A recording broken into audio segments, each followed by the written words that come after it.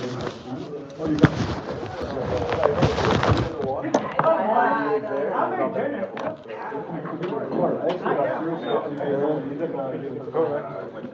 you doing, Sergey? I'm good. How are you?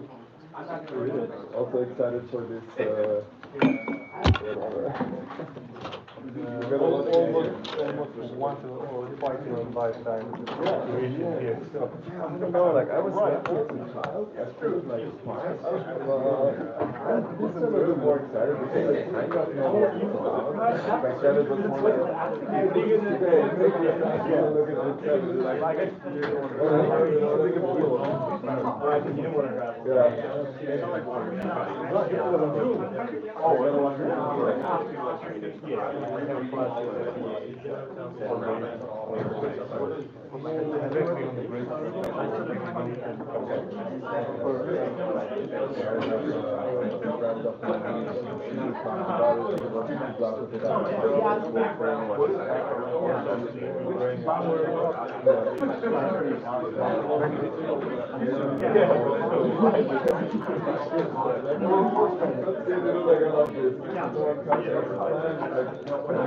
looks like it's Ellen. Where's Ellen?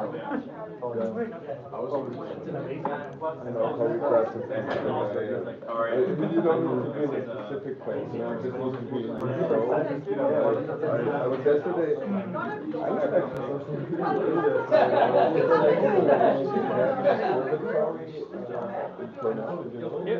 I was pretty cool. No, I think, but I want to.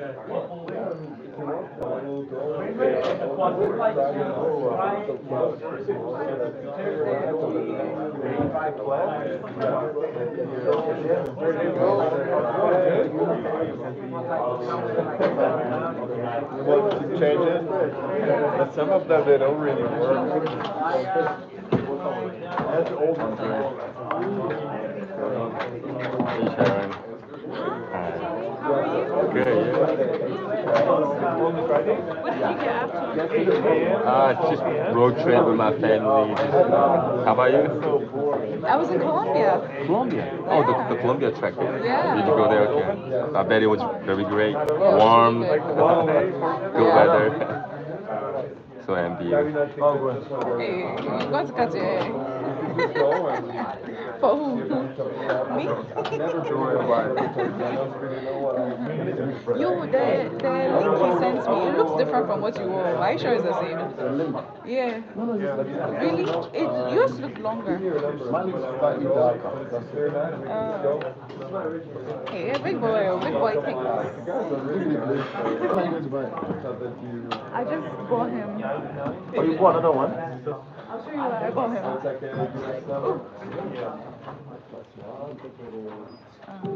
My WhatsApp is oh, beautiful. I bought him this rose for you know what?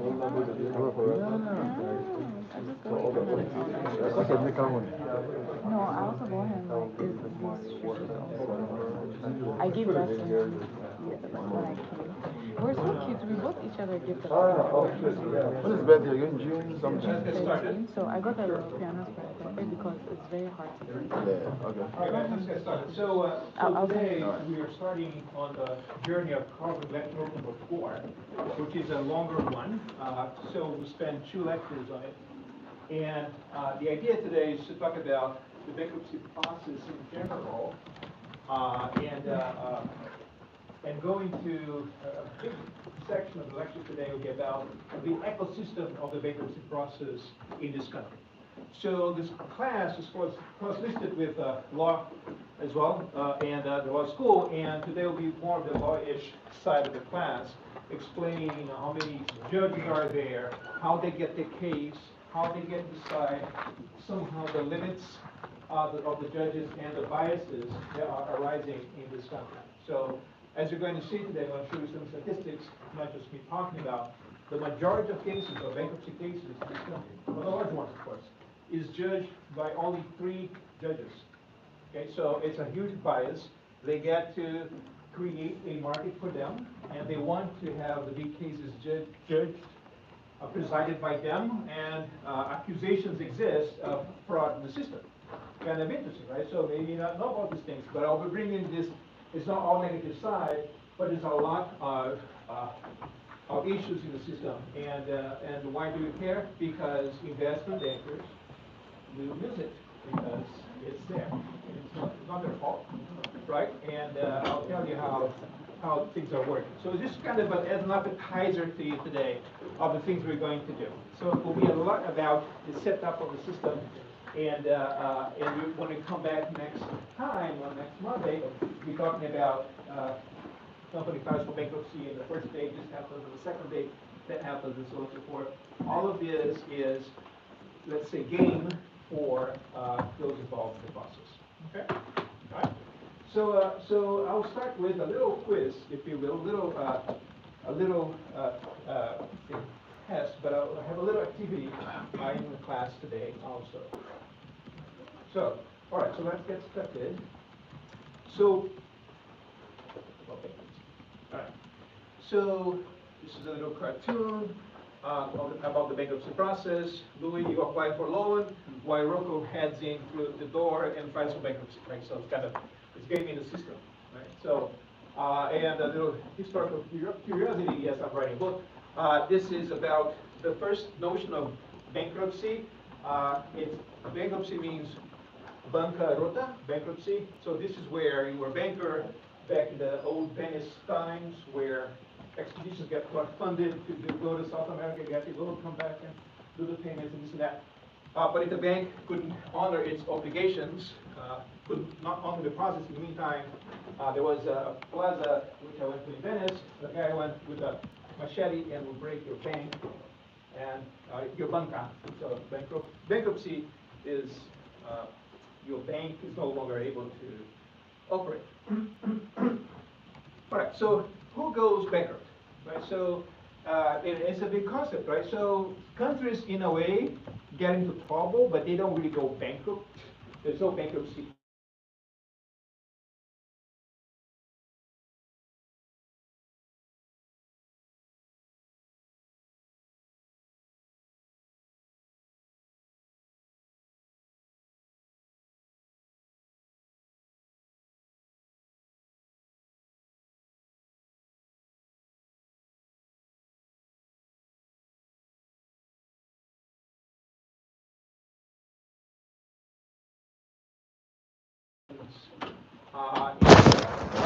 It happens in the U.S. A country that municipalities do file for bankruptcy.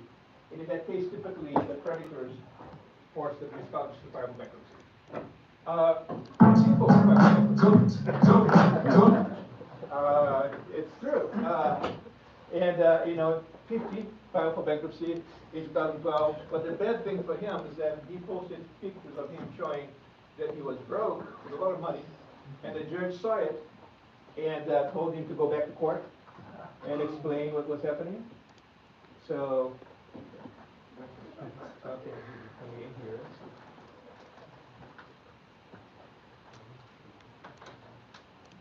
It may not play, but it is true that he got into trouble.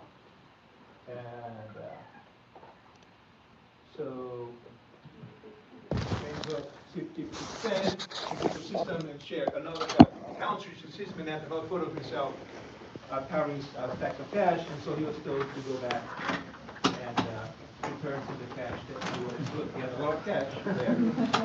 That was not smart. This is funny, but companies do that as well. Okay, so companies sometimes show assets that they did not declare in court. When you file for bankruptcy, you declare the assets that you have. And maybe it's done too fast sometimes, and you forget some of the cash in the house, and can get you into trouble. Now, companies file for bankruptcy, right? And so it's a corporate finance class, so we're focusing a lot on companies, but a lot of the rules for companies apply for people as well. The moratorium on the debt, the self-forgiveness, all of these things apply for people too. Just to be clear. And so the code borrow from each other. The corporate code and the personal bankruptcy code. Now, this is a company, which I will study in a bit more. This company is headquartered in upstate New York, perhaps the largest company around, is 200 miles from here. 150 miles from here, the biggest company around where we are right now. And of course, it's much smaller than it used to be. But this company filed for bankruptcy in 2011. And this is the final deliverable in our course as well. Right? So I thought we should talk a little bit about Kodak going bankrupt. And our first activity, which I'll introduce in a minute, is about Kodak filing for bankruptcy. Right? So the plan of attack of today and next time, same lecture notes for 2 times, is to think about what happens when, at the end of the day, a company cannot honor its obligations and nobody agrees on how to go forward. So there is no out-of-court settlement, right? So who files for bankruptcy, right? So when there's no agreement, we file for bankruptcy court. Who does it? Where and when? So how exactly it happens? It sounds like an abstract concept, and for you must be some court, some place you file some paper, this and that. But in this course, we learn exactly where you go. Okay, so what do you file, right? So, and how do bankruptcy courts work anyways, right? So those are big questions that we want to have here. So many questions, little time, too many stars for me, but we're going to get to some of the answers here. Right. So let me just remind you, don't have this slide, it's just a reminding you slide. What are firms? Right, so we're going to look into a lot of a nexus of contracts, right? And people have conflicts with these contracts. They don't tell the truth, they lie, they misreport and things of that nature. So what we're going to do is to look at a company as a nexus of actors, right? They're put together to contracts, right? So just to illustrate, so let's think about a balance sheet. Okay? So in a traditional balance sheet, right, you have assets, and the types of assets that you have are things like financial, real assets, intellectual assets, property rights, or mining rights, blah, blah, blah, whatever. Okay, so these are a pile of wealth that a company may have. Now, what's interesting here, I do not know much about business making, but I know about the holders of the liabilities towards those assets, right? So, and if you think about a balance sheet, so typically, and I'm asking you guys, who comes here first on the balance sheet of a company? Who's the first to receive, to supposedly have a share of this pile of wealth here? Who goes first here? Chris, help me out. Senior secured bondholders. So I'm just going to call debt holders, but you're right. Senior secured non-bond, typically banks are typically the first one, have a first lien on the assets, and we'll talk about that in a lot of detail, but not exactly today. And who perhaps comes second or next? Justin, do you know? Someone in the balance sheet. Maybe equity holders. I'll put them later, but who has maybe a first claim on the assets? Georgie. Preferred. In the equity holders section, yes, but we're not there yet. Chip Benjamin. Not like vendors or suppliers. So, that's right. So let's think about, there's some disputes into who comes first exactly. I'm just kind of listing, generally speaking, that holders come first. But we could say that bondholders, we're going to talk about that later. Bondholders, so Chris, back to you. Bondholders, unsecured junior bondholders have the same right as suppliers, which is interesting, right? But if you write those senior secured up there. Okay, so who else has maybe, and Benjamin, this is accounts payable, say. So who else has a stake in this, in a firm? I forget your name. Oh, sorry, John Mark. Joe Mark, of course. Employees, maybe? Man, you guys are good, right? So employees, you guys reading my mind, right? So through payroll, right? So this is an actual set of contracts, right? So I'm talking contracts here. That is a contract. Accounts payable is kind of a contract. Payroll is kind of. There's this one guy that gets to get plus 35%, now it's 1% of the money we make. Who's that? The party. Government. Right. And then, Justine was saying there, maybe you have the equity holders. Okay, so what we're going to depict here is the fact that these guys, there's more, you can break it out, right? Senior and junior debt holders, right? I should have put here, leasing companies, it's a little different category.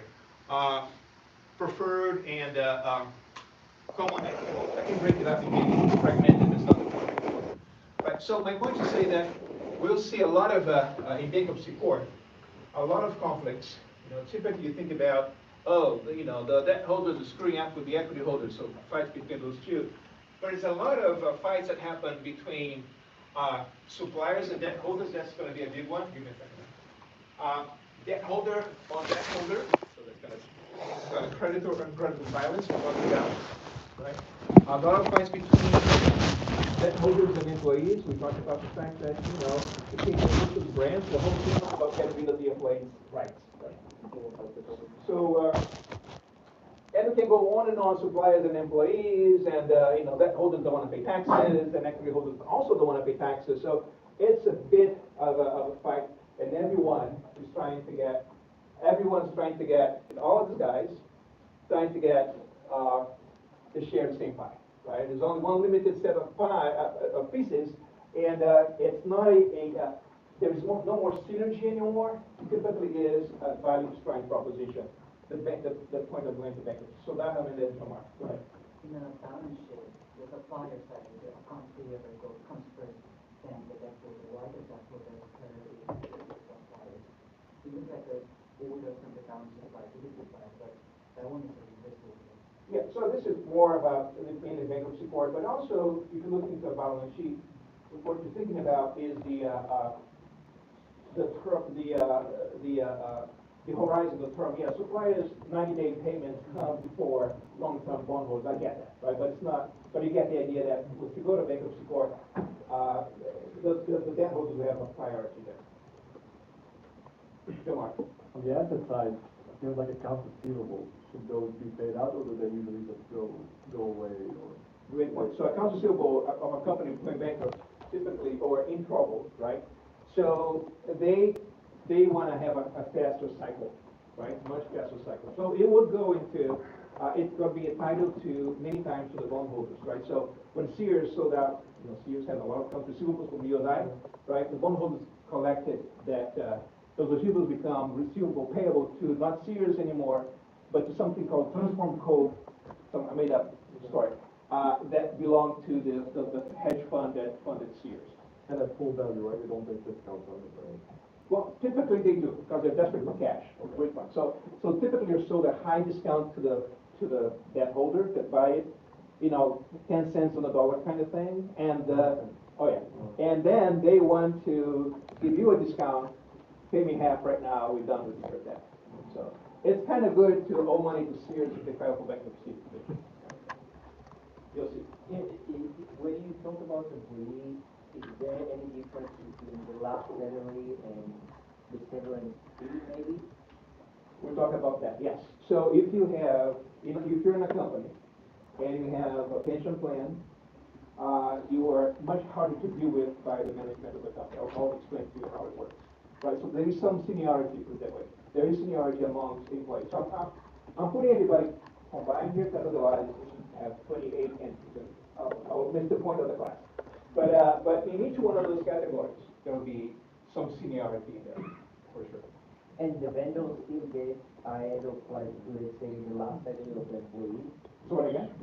Let's say the company goes bankrupt now, so you need, like, to pay this current month's salary, right?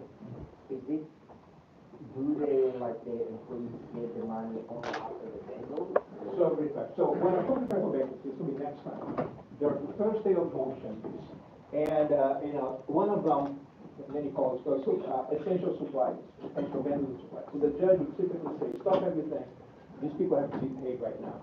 Typically, the companies that supply you. So suppose you're, say, Sears, right? So the company gives you the little thing you say at Shell every day, and the supply and the employees, you need to get paid immediately because or else you cannot not operate. So when you file for bankruptcy, first day of motion, you have essential vendor petition. I'll explain how it works. Because it's essential for you. It may not be essential for other companies, but it's for you, for Sears, it is, right? So the judge will put that ahead of everything else. We talked about that, was a good point. If the debt is given by one of the equity holders, does this debt is considered like as an equity, or it's still in the That's first? a great question. So In the case of Sears, this guy called Eddie Lampert, he was the largest equity holder and the largest debt holder, which is kind of interesting. Also the CEO of the board of the company.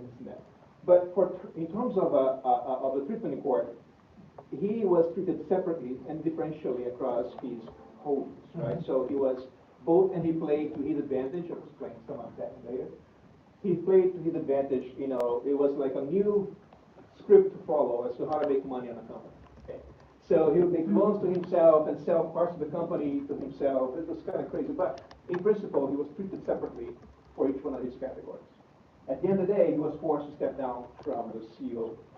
The position of CEO of Sears, when they filed for bankruptcy, he had to step down because it was exploiting to a level that was never seen before. But you can be both, yes. Even before filing for bankruptcy. Now, what I want to bring in today is, it's going to be a part of our LitCode first quiz today, or the one today, is that we want to have, so that's what anatomy of a fall, and it's like an anatomy of step-by-step parts of you may get crime, a sequence of events, of issues that happen when a firm files for bankruptcy. Okay, so I want to bring it to some difficulties, some frictions, which I talked about in the first day of class today, when we started the class, which are, what are these major problems that are created in contracting when a firm files for bankruptcy? And I'm going to bring them up again today. The first issue is that of asymmetric information. Okay, so again, we have these holders of the contracts, right? So each one of these people have a contract with the firm, right? This is a financial supplier, this is a material supplier, this is human capital supplier, these are also financial suppliers, right? So they all have contracts with the firm, and the firm's paying them, right? So what are the first set of issues, the problems that come about when this happens? I'm going to make the point to you that the most important one is the issue of asymmetric information. Okay? A company is in trouble, knows stuff, the management knows stuff that these people do not know. Many times, management is influenced by, as we know, the equity holders, right? In the case of Sears, it's exactly what the same person was here. The largest equity holder was a CEO as well. So the other issue is that of agency problems. So, anyone remind me what agency problems are, just on a basic level? Roberto? Individuals have their own incentives that may make them go against what their role is supposed to do and to their own benefit. Can you see this happening? So let me say first of all, Roberto said it straight. So individuals do what's best for them. They're the agents of other people. Even if that's go against the benefit of the people who even hire them to begin with. Right? So it's an agency problem. Your agent is betraying you essentially. Right? So can you see this happening a lot in bankruptcy cases? Right? Right. The company's filing for bankruptcy because probably did something wrong or wasn't quite right. Sometimes business failed on business, sometimes it failed on the planning, sometimes fraud, right? But someone is not telling you the truth and acting on their best interest first. And so a lot of what we do in this course is talking about people have different information and different objectives. Okay, and they are not synchronized, even though they should have been. They are right on paper. They're not really to follow. Incomplete contractability. So this is everything we do in a sense is incomplete contractability. We cannot establish the right contract to review information and to make people behave. This contract does not exist. Okay. And we talked about the fact that it's not just kind of putting a lot of covenants and get the perfect contract. It's not the way it works. It has never worked yet. A couple more collateral constraints. Firm wants to borrow, has a good idea. So even if those problems do not exist, 1, 2, and 3 here, the company does not have the resources, in a way, the collateral, to raise more funding and to refinance itself out of bankruptcy. And just kind of couple more. Weak laws, right? Sometimes the contracts are quite good, but they cannot be enforced, so the law is weak. Many countries outside the U.S. have a law system that's kind of weak and doesn't work. Even though it's great on paper, doesn't work. And just one more, of course, rational behaviors, right? People are sometimes just irrational. Okay.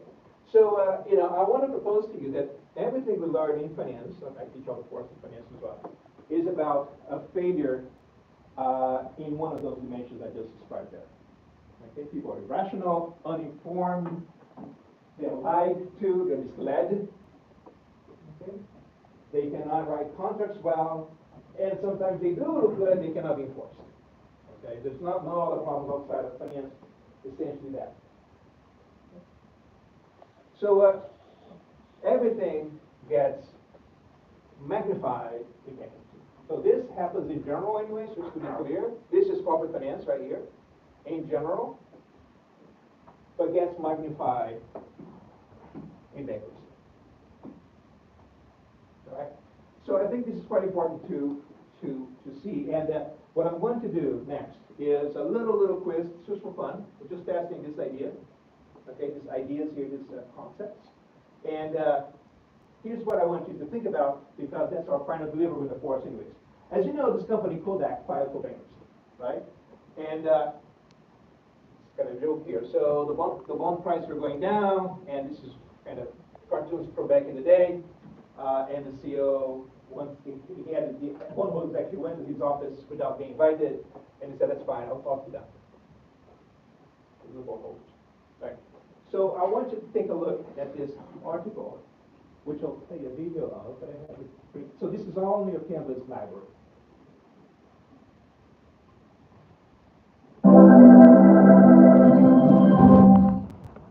So this is when Kodak filed for bankruptcy. So a lot of interesting information in there, which will be confirmed, some of it, or all of it, in this little article here.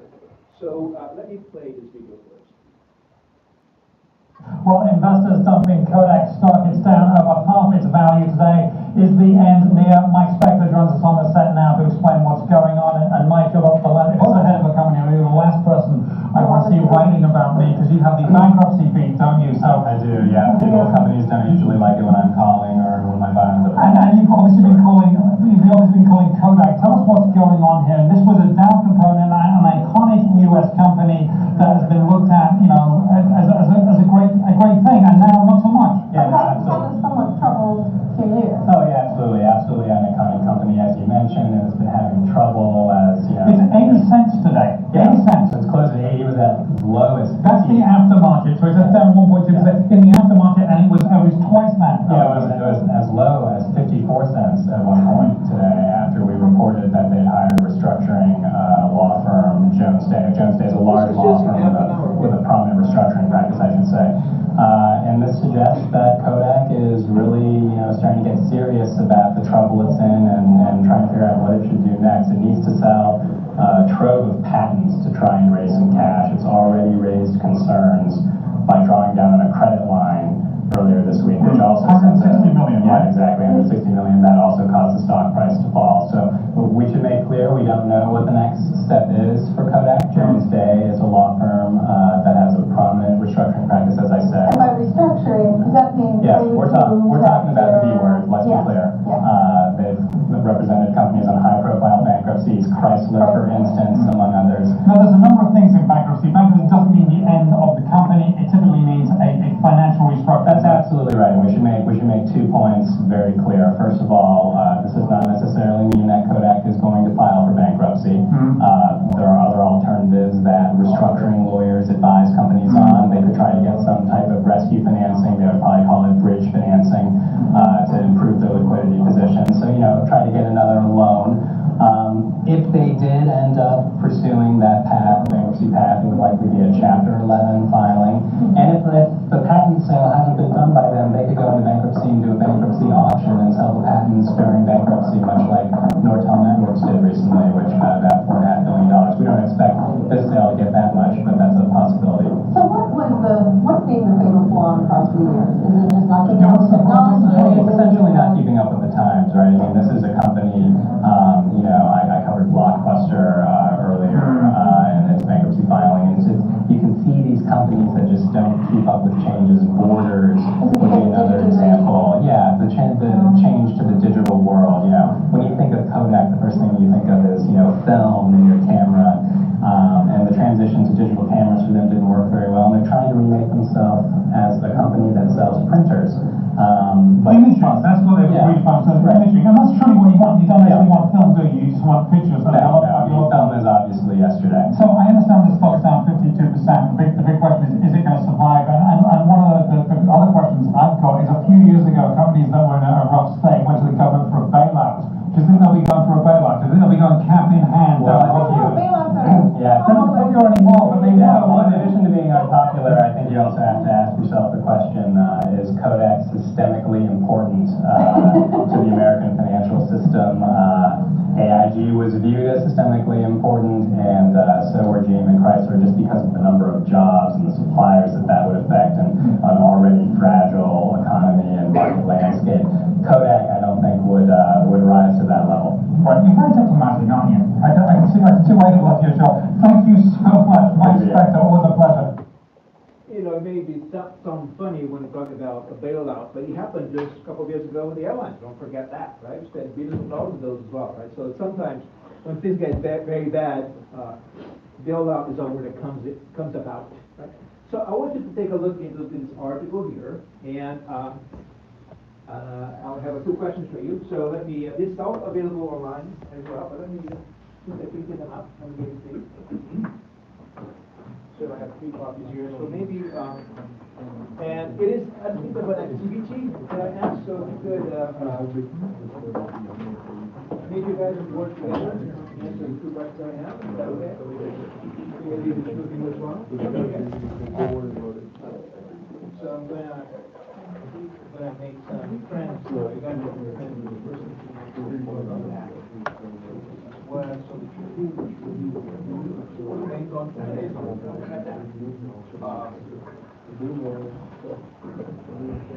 Few of you guys will work. How's that play? Everyone can take home. Okay.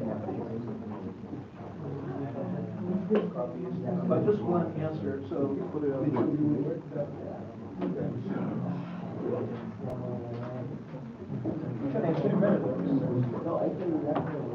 so about if I do 2 and 2, okay? I want a little conversation, but not too much conversation.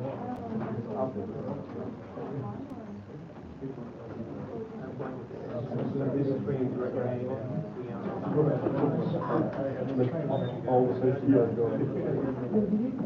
What's your name on, please? You work, is that okay? Or summer, and if you're on the soul, that's fine with me too. It's not a problem. So, everybody gets it. There. That's a second. Need to make friends. So, would you be friendly with? Yes, yes, 3 here. And nobody think of Jacob. I just received the actual. Those 2 friends. So you're friends with Jacob, okay? And you guys are friends now. Oh, there's more. Right. Is Jacob a good guy?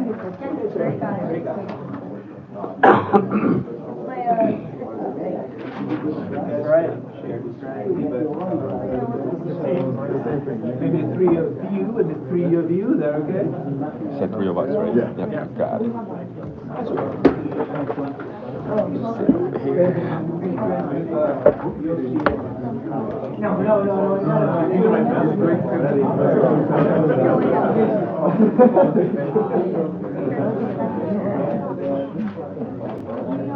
That's funny. Thank you, Frank. Yeah. But yeah, I have plenty, like, research and Yeah, that's okay. Stop right there. Will you make friends with these 2 guys here? Is that okay? I heard, Joe, you heard, you was working. Is that true? Just special. Am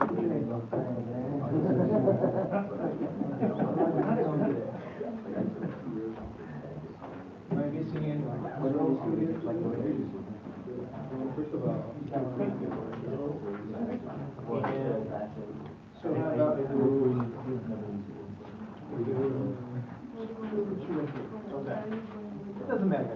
very easy stuff. Choo, and then the three of you. Right? All right, am I missing any people still? They got everybody? All right, I'm going to answer the question.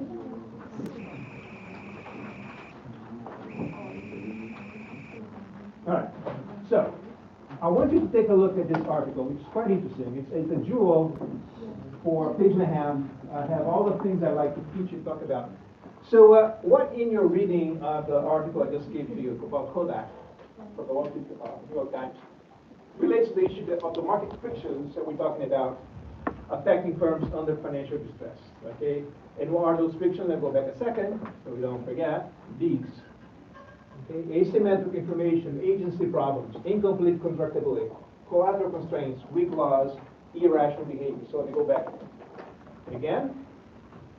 For instance, if you read the article, the first thing you notice is that the CEO has no comments about what's happening, right? So that is asymmetric information, right? So the flow of information was broken down suddenly.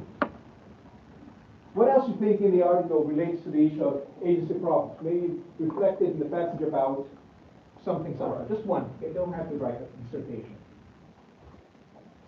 Incomplete contractability. You see that reflected in what asset being used in this case.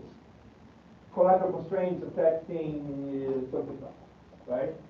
Maybe other observations we have about the weak laws, irrational behaviors happening there, right? So I want you to think about, this is me thinking about it,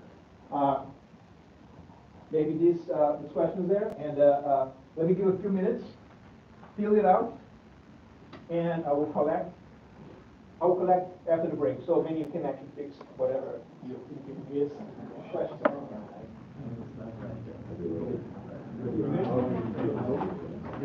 Feel free to talk to people in your group, but I want you to have an anatomy of this crisis, of this crime in a way, which was fighting for bankruptcy by Kodak. A lot of things that are wrong.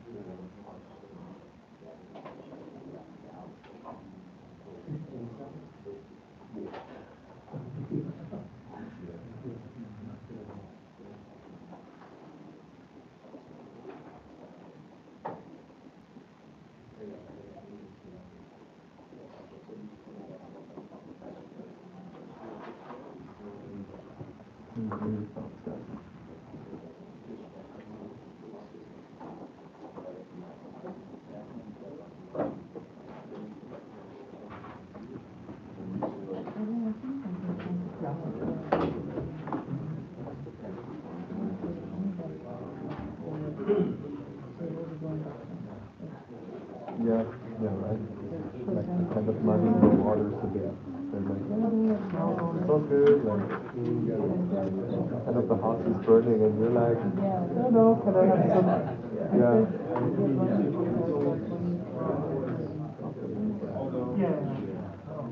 That's like kind of like your house is burning and you ask your neighbor for milk to cook something. Like,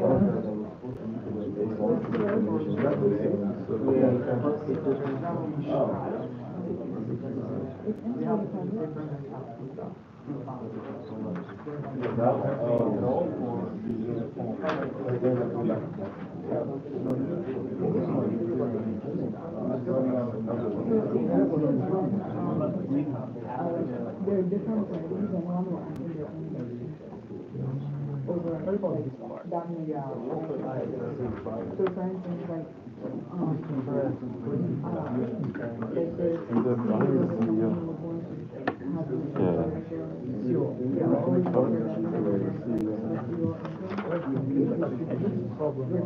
How about the financial advisor?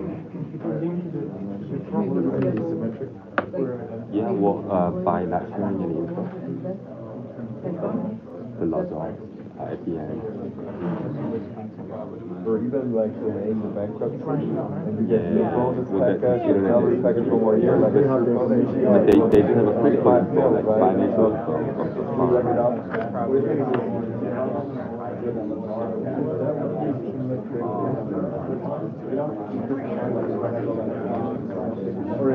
I think it's good when you mention that someone knows the other side. It's like good to stay with the burning house image. Like you can think like Sonnet was really profitable, so they built a huge castle, and in this castle now they are sitting in the treasure chest. They have a lot of cash, and they don't give a shit that the house is burning, right? Because they have like champagne flowing, and you know they have their cozy chairs and big TV screens and just children down there. Watch some baseball games every weekend on the company. And the longer they can sit here, the longer they chill. But in reality, they live in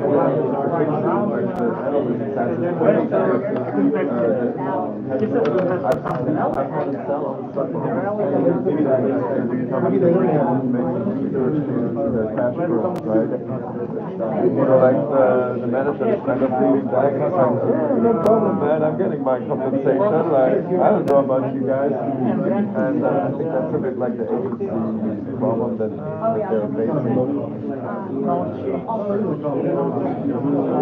Instead of money, they say like, yeah, we have it all under control, we'll be profitable soon, and they just continue, they just keep saying that every year, keep getting their compensation packages, and now they just want to keep it going. That's kind of that we try at. You guys feel something else?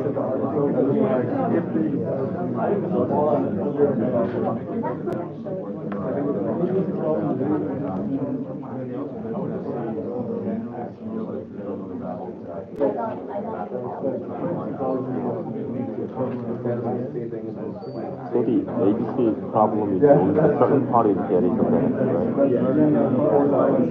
right? Agency is kind of the CEO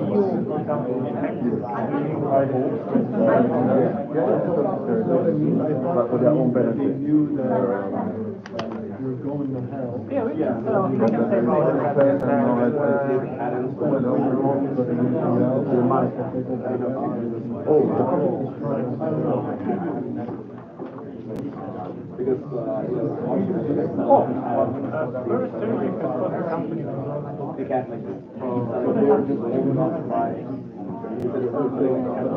If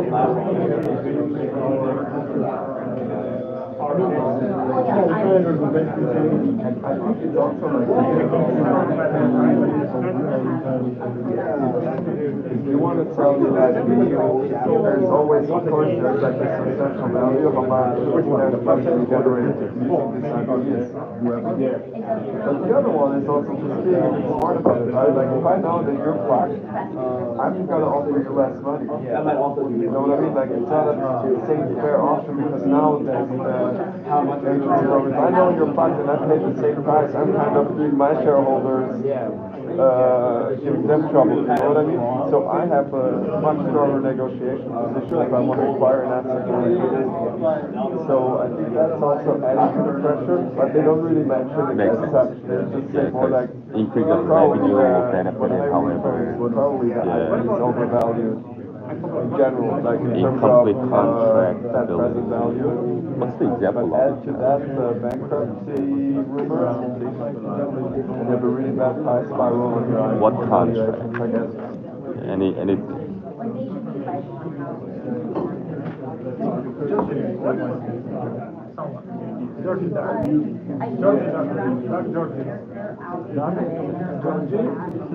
So I know companies have a credit line, right? But someone knew about the information. Is that normal, or should it be a private information? Or the credit line? Yeah, credit line that they kept. Like, should it be kept in private, or is it normal of the public? Normal, but this is a private company, isn't it? It is a private company. It's a private company that they. But it's publicly traded. Private company that publicly traded. It's a public company. Oh, is it? But they said they didn't. So we had reported only one full year profit. Or is it just because they only have a profit in this year? Yeah. Oh, so since then they didn't have any profit. That means they were not. Yeah. That means. Oh, okay. I thought they were private companies that didn't. Nah. Okay. That's why they got a share price. That's why they set the share price. Oh, you're right. It's a publicly traded. You're right. What about the incomplete contract?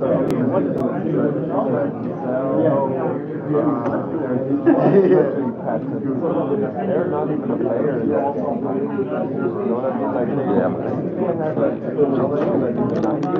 no one did, and then they were like, no, that's unstoppable, and then they were like, yeah, that's not.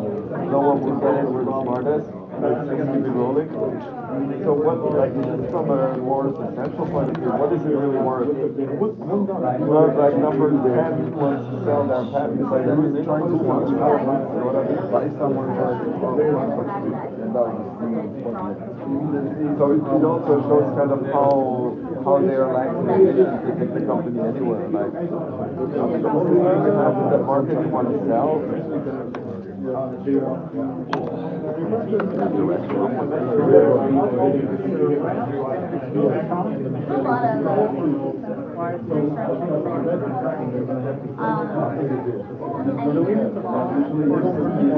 Investments of IP on your balance sheet, acquisition costs, development costs, I don't know, like we have development team and we invest like in their hours and equipment and like we build this IP, we invest 10 million and we start, as soon as we develop it, we start depreciating these 10 million and that's a long time ago. It's likely not a lot of value.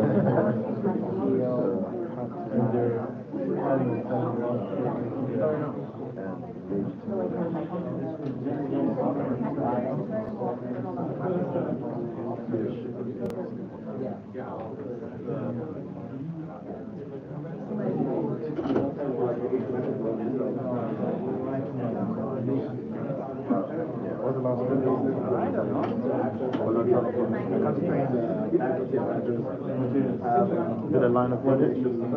Looks like Oh,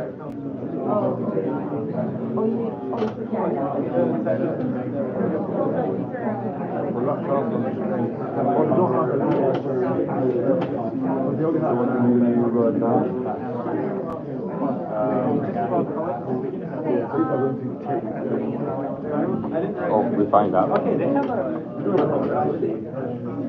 no,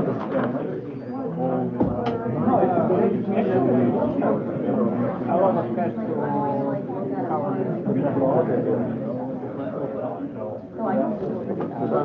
but it's not about kind of the asset. So why is this one incomplete contract? No, you pick this one. Questionnaire. Oh, it's this one. Okay. When they try to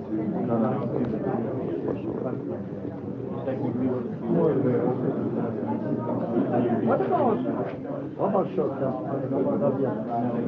What about this pattern? It could be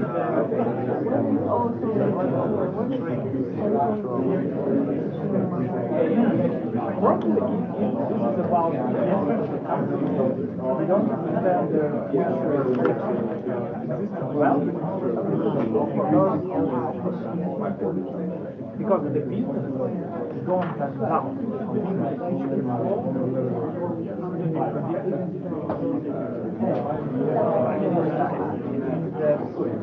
Current assets of the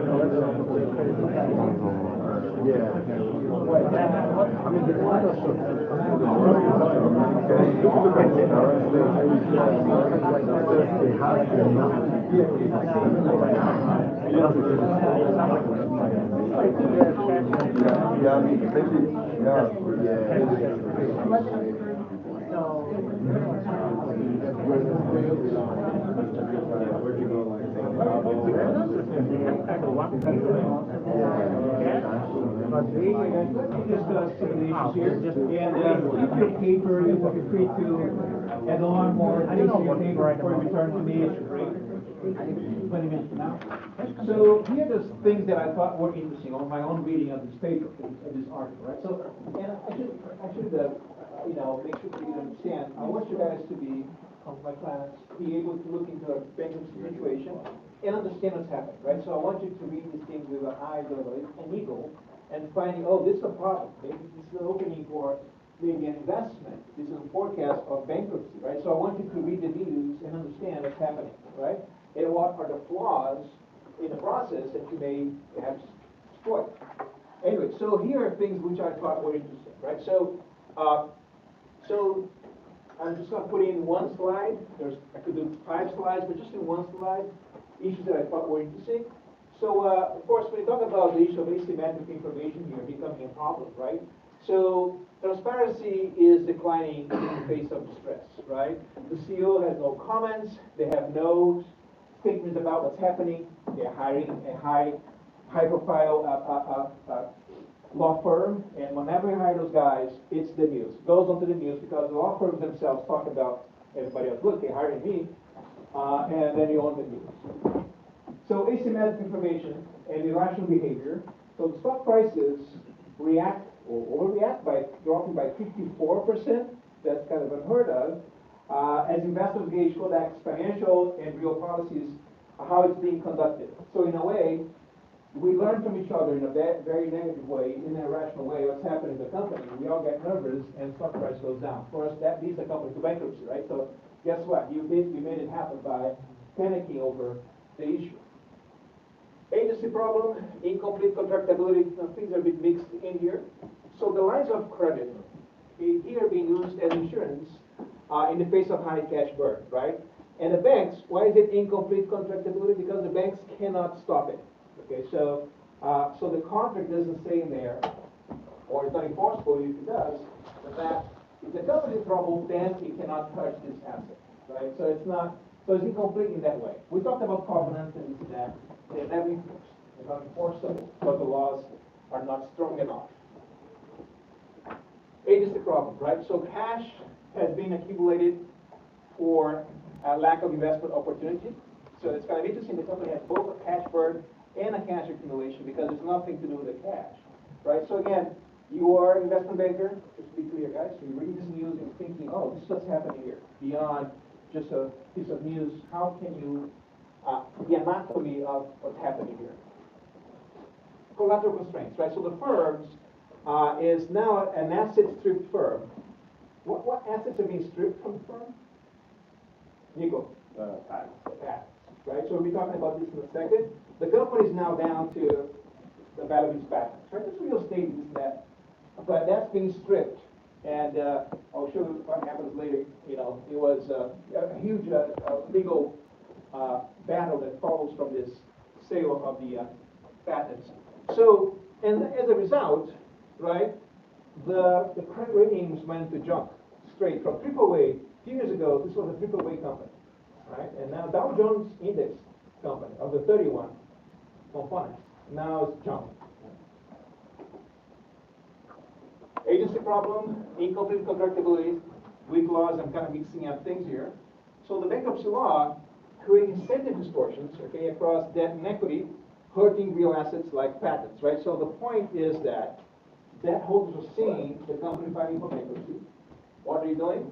They're selling the assets, the patents, before filing for bankruptcy, pocketing them cash. Because we know if the company files for bankruptcy with the patents in there, then who owns the patents? The debt holders, right? So I'm acting very, big agency problem because I can, as an equity holder, because I can keep the asset with me and profit from it. I will do it. I will keep it, sell it, and pocket the cash, which they did. Just kind of one last one here. Weak laws. You know, bankruptcy does not imply liquidation. Okay, there's no punishment here. Okay, but simply an opportunistic, very opportunistic way to reorganize the firm. So anyone else said something given that I didn't put here? I only have one slide. So anything came to mind? Stefan, anything you added? You had some good points there. Anything that I didn't put in? The other thing that we had for just an observation was Shannon Frost, the equity analyst.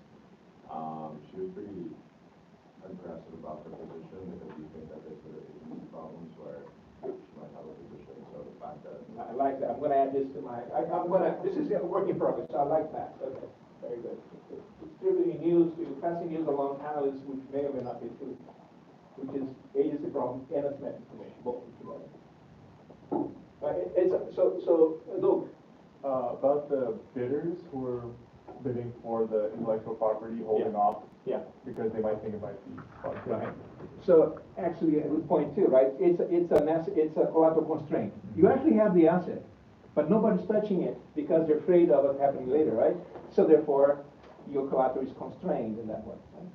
So a lot of this true.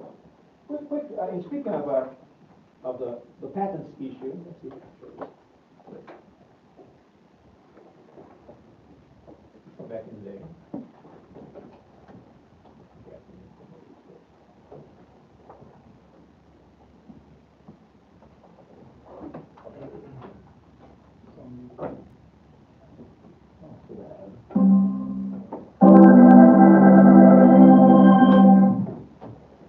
Representative Mattiello broke the story about Kodak getting all his paperwork ready, typing away. From Chapter 11 filing, which is basically bankruptcy protection. This is a liquidation. It will be a reorganization. They haven't filed yet, have they? What are they trying to do before deciding to do that? Well, they've been having this ongoing patent sale effort that's been hitting some snags because of all the bankruptcy talk. They've had problems with their cash position. So right now they're still trying to sell their patents, but they're hitting some snags there because of this. And this could help them sell those patents because it'd be less of an iffy process. It would keep the creditors at bay, is the idea. Yeah, and then there's less of this threat about, murkiness around the company and fraudulent conveyance, where Explain what that's a very fancy term. What does that mean? That's if, Kodak were to sell the patents now and then file for bankruptcy in 2 months, those could be clawed back by the creditors. So people are trying to avoid that, and they could sell these patents in a better way, like Nortel did if they were to go into bankruptcy section first. Well, looking at the stock price there, down 30% today, quite a whack, Dennis. Well, it's a penny stock. In the scheme of things, the market's already primed for something like this from the bond market and the stock market. Kodak, it has such. We were talking about this in our editors' meeting just before now, Simon, and it has such an intimate relationship with so many people, right? It fills people's lives in one way or the other. Well, we said all Kodak moments, right, from that ad campaign. And so there's an emotional connection to this company, and that's certainly why we're talking about it so much. And even after they identified the fact that digital photography was the future, I'm sort of overwhelmed by history. If you look at how people use photographs today, it's almost not most, but a large number of them are taken over handheld devices. You just don't need a separate camera in the way you used to. So with that in mind, with what you said in mind, what are people saying? Is it going to survive? Isn't it going to survive? It really hinges on this patent sale that if they were to do this, in bankruptcy filing protection, there wouldn't be a gun to their head. They could probably command a higher price.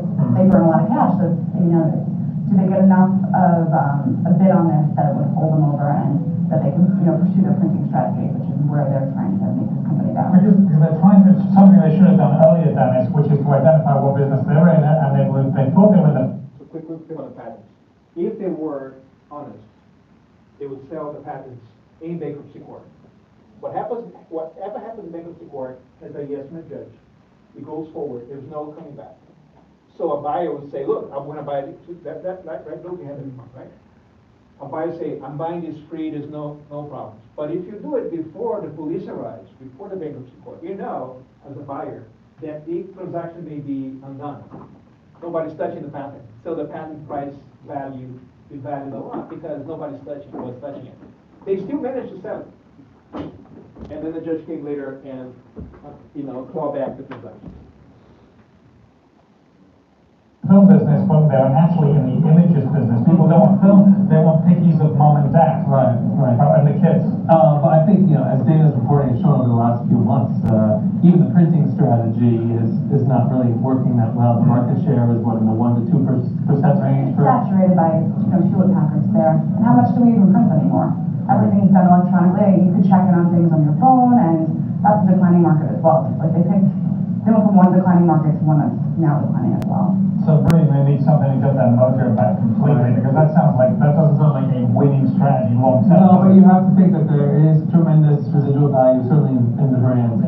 But one fears for certainly people who work at Kodak and those who are pensioners who have a Kodak pension in the bankruptcy filing, probably more than not, it's going to be people like that who get the short end of the stick. Now, presumably there will be PBGC, which is the Pension Benefit Guarantee Corp. They will have some protection there. So some protection. Nothing total protection. Now, how fast do we expect this process to play through about whether they file? I mean, is the filing we down to like minutes, or is it? I mean, what's the sort of timing on I think in the next few weeks this could happen from what our sources are saying.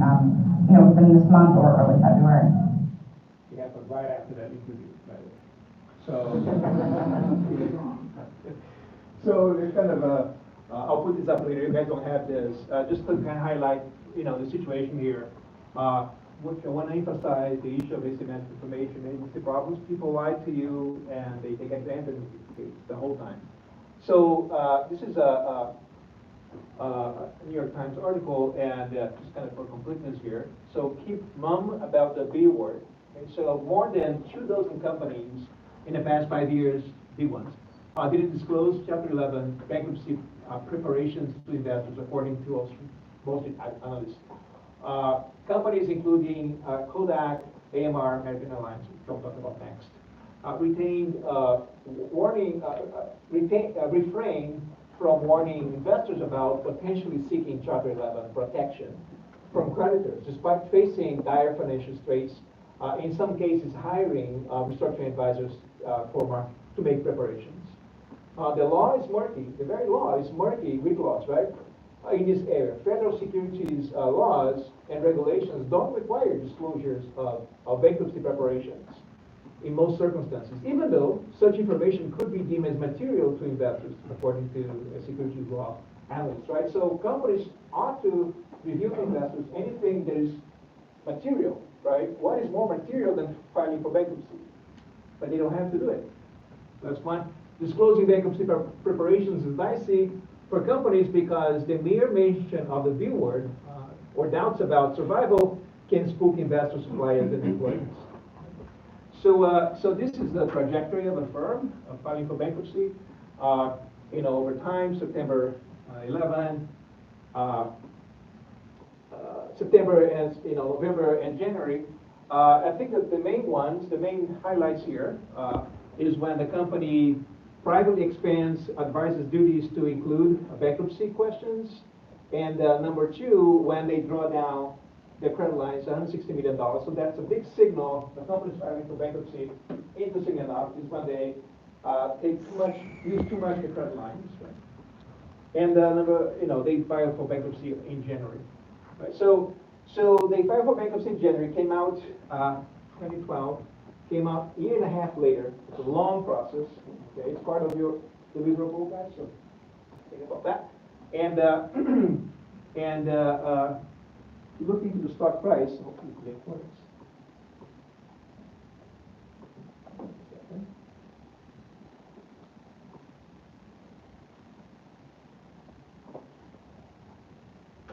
So they came out of bankruptcy in September 2013 here, and kind of doing not so well since. Okay. So you guys may not know what this was. You guys have any idea? This is kind of funny story. Lawson, I was saying, like a mean shock where I blew it up. it's when Trump said he would produce COVID vaccines on Kodak's premises. You know, interesting? You guys remember that? You guys are too young to remember these things. But was 3 years ago. And then stock price went up a lot. And then not happening. So anyway, so, the company's in trouble again. But the company's a different company now. There's a video here. But it became, coming out of bankruptcy. And that's our last video. Let's go back to that.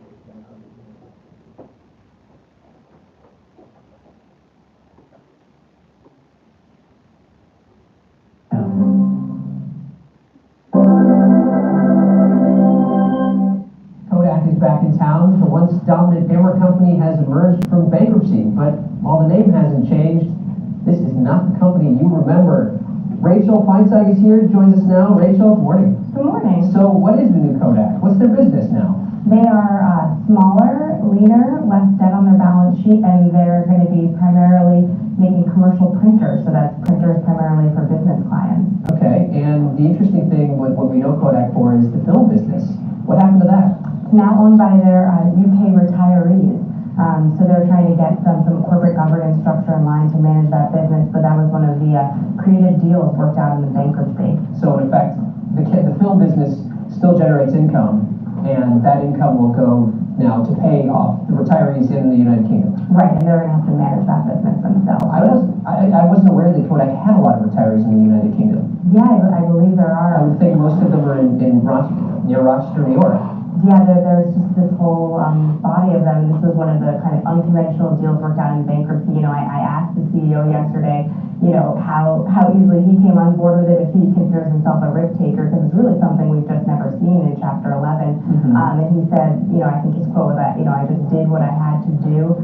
They felt like it was the only option on the table, and they're kind of proud of the fact that it's this kind of creative strategy. What else did he tell you? Anything interesting?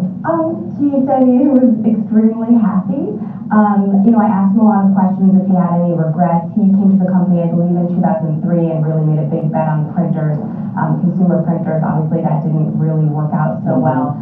But he said, he seemed to say he had no regrets. His only regret, he said, was having this, pension fund that was under.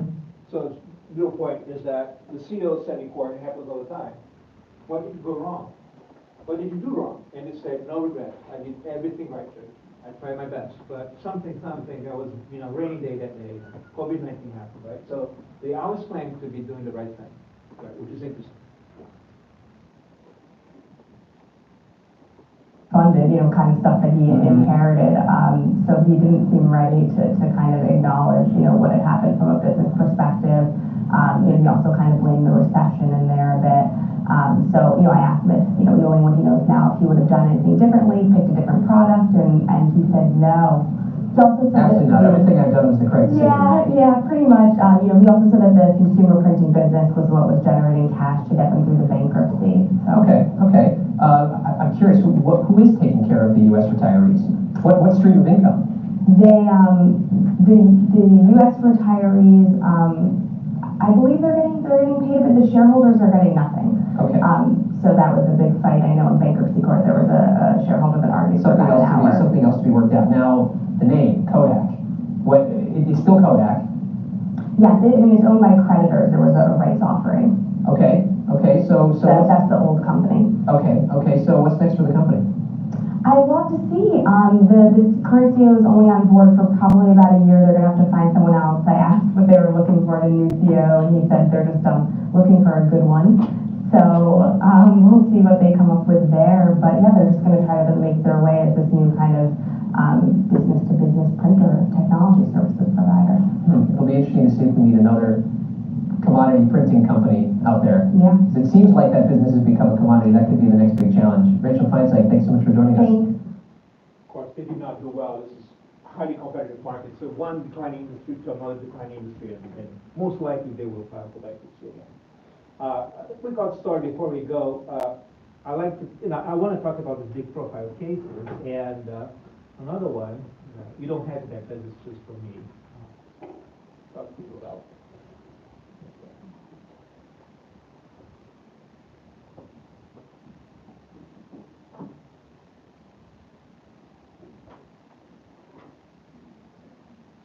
Is, American Airlines, right? AMR fighting for bankruptcy. That too was a case of real life example of deception, hidden information, acting on bad faith, and getting away, or trying to get away with the situation. So just kind of illustrate with a couple of headlines. So this is July 2011, and American Airlines ordered a massive order of aircraft, the largest of history of aviation, and then so this is July, right? At the time when they made that order, the stock price was very, very low, okay? But they still made this huge order, right? Knowing the situation wasn't particularly rosy there. And then, if you look into the company's debt leverage ratio, if you will, and the ratio of short-term debt to long-term debt, so essentially over the years, the total debt to assets, went from 15% to over 40%. Highly leveraged firm, and most of it was short-term debt, right? So the company's getting into trouble. Stock price is again very, very low, and they come up with the largest order ever of aircraft, right? Now, the funny thing is that, so to speak, is that a couple of months later, they filed for bankruptcy, right? And the story is that they knew here they're filing for bankruptcy here. There's no way they were surprised by what happened, right? But they still made this massive order,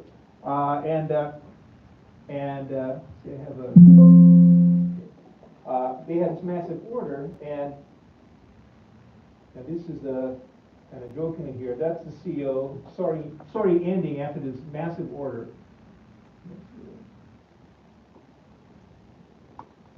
As you probably know, Richard, over the past decade, a very difficult decade in the airline industry, virtually all of our big competitors in the U.S. took this step. And as a consequence, they lowered their costs and improved their capital structure in a way that simply made them much more competitive. And the folks at American have worked very hard and honorably to avoid that path over the last decade, but it became clear to us that that gap was just too wide now. It had become untenable, and it was time for us to address it, turn the page, and begin to put our company on the path to a much more successful future. You see, on October the 4th, AMR put out a statement saying it was not your goal or preference to go into Chapter 11. So I'm wondering, what changed or what finally tipped the decision that you took? What was the tipping point?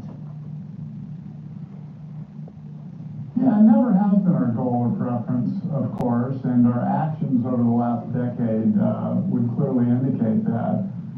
But I think we concluded that the gap between our cost structure and the rest of the industry had become too wide, and really just not something we could sustain any further. And at the same time, great economic turmoil in the global economy and high and volatile oil prices. So all of that taken together created an atmosphere where our board felt that the best decision was... It's kind of, you can always blame oil prices for anything, right? Right now, oil prices are high, there's a war going on, right? It's always that excuse, right? The real reason was to lower costs, right? The real reason was to renege on contracts that you signed in the past, right? So, again, incomplete contracts. You sign a contract with someone, and in the future, they manage to renege on the contract that they signed. So they bought this massive airline, set of planes, and then they funded with bonds. And what happened to the bond prices of the company? They're trading at 90 cents on the dollar, which makes sense, 10% return. But then they declined to just 30 cents on the dollar. So right after they bought this massive, they made this massive order of aircraft funded by bonds, they filed for bankruptcy, right? So it's kind of not exactly the way to do it, right? The most honest way to do it. So you as investors and market participants, you have to look out for these things, right? So the outcome here, before we go for a break, is that U.S. Airways was kind of put in the business to, in a deal to be merged with American Airlines, right? And American Airlines became American Airlines, right? Using the logo, same company, but now with U.S. Airways fleet incorporated. And find a quick look on the stock price, because I always like to take a look.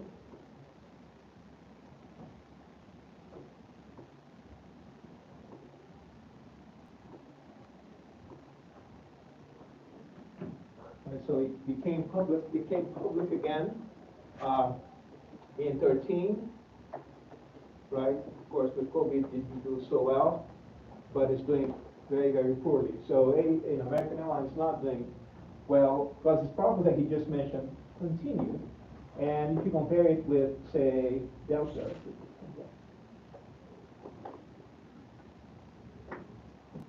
so this is comparing.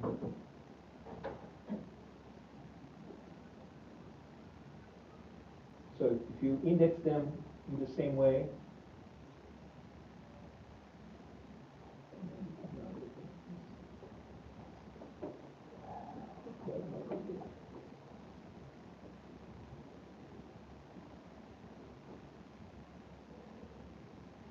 so yeah, if you go over, it's not going too much back in time as I wish, but American Airlines, American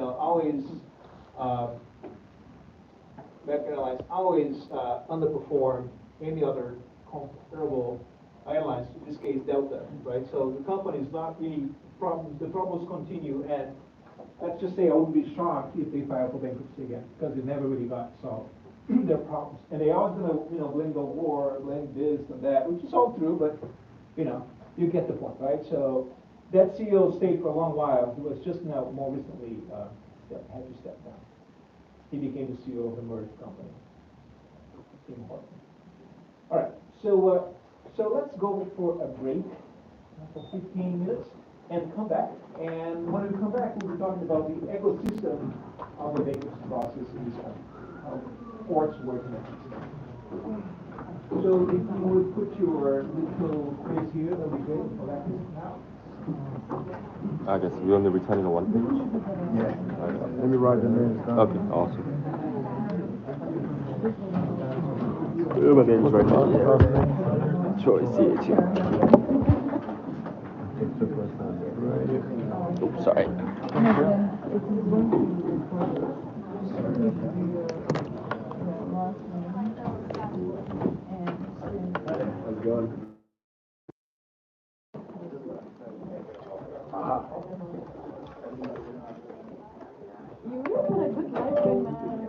You too, eh? I saw you. Persona. No.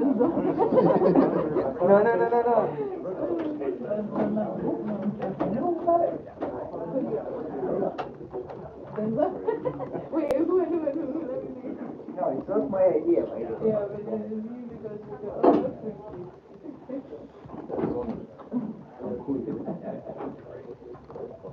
I was in Colombia. Huh? Where? Yes. Oh, I see. This is blue.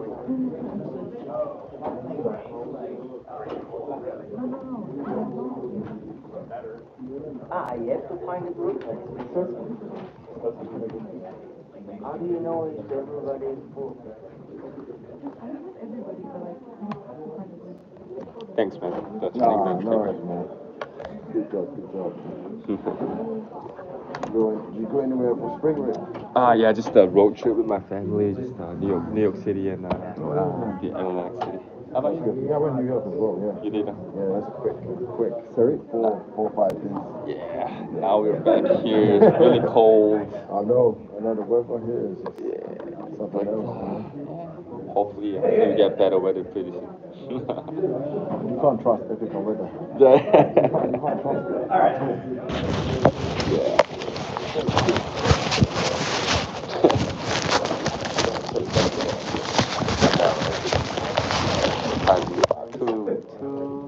Two days ago it was snowing. Yeah. Like overnight. And it got sunny. Yeah, it's sunny on the next day. Because it might, like the sudden switch is just like ridiculous. It is. Yeah. That's true. No, it's even like before the spring break, St. Patrick's Day. I was in Colombia. 2 days after snow. I'm like, God damn. I guess we're gonna get used to it. one more year to go. One more. Yeah? I'm gonna stretch my legs. Yeah, do your thing, bro. That's one of them.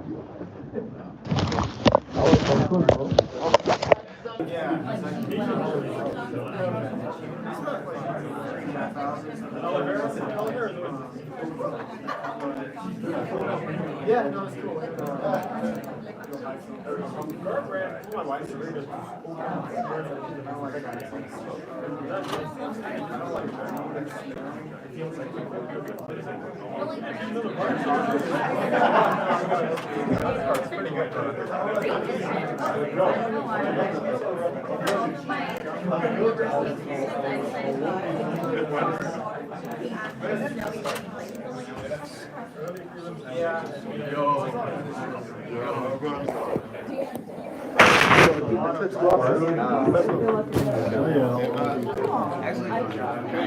It's just laziness. I'm doing it now. It's just fun. There's nothing else to do. Yeah, that's a good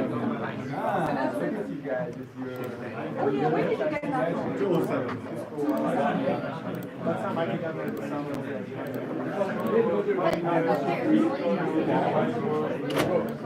I mean, 4 weeks ago, and I was like buying something, and I had like a sign, and they were saying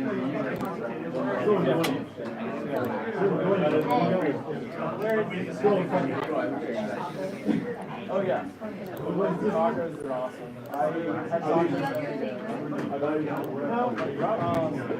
I knew you wouldn't go get them. So actually,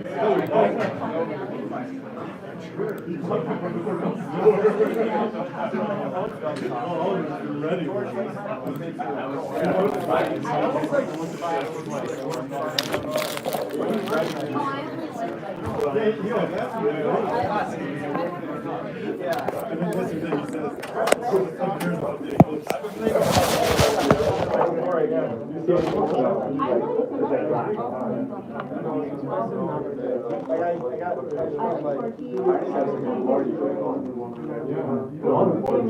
We should understand where it is. Well, you can see a light. They don't you're gonna burn your You know what you're getting at. Really? I like it. It's so good. Oh, yeah. So, where, I want to see that. Nice $3 taco.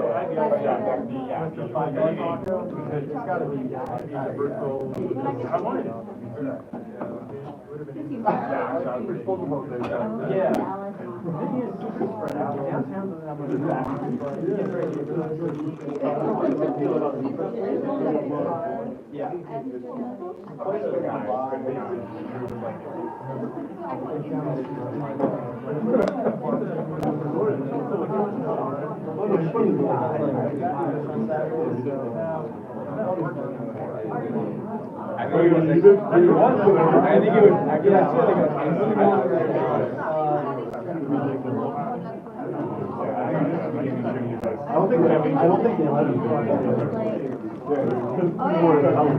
You know what they're not allowed to, bro?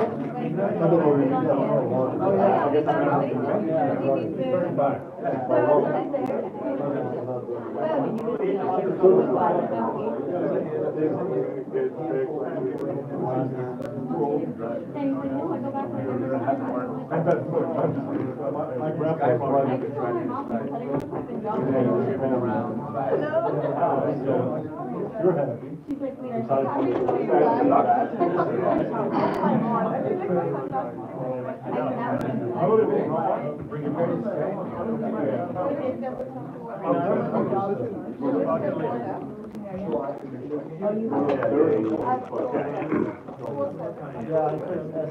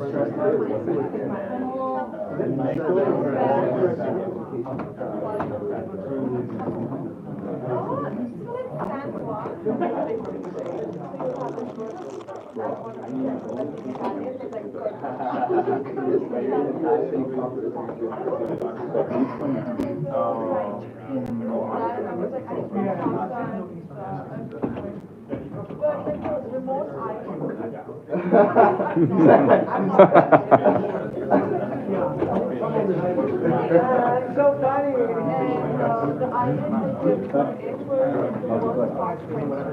This guy going to the lake, take a picture like he's running,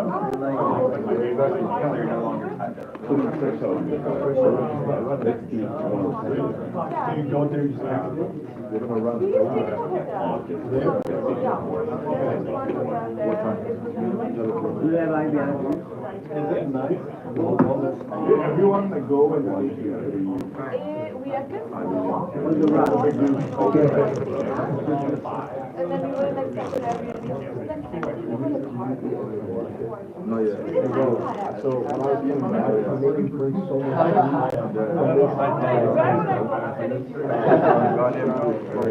Like cook. Yeah, I've ordered it from someone else and then froze it. So fun. When someone's house is it was snowing, like it became more white. Yeah, more white. But I wouldn't go out of my way to get it. Really?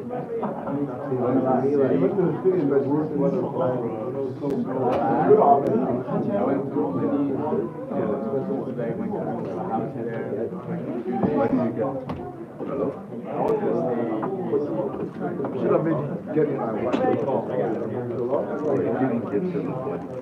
Hey, congrats, top of the table.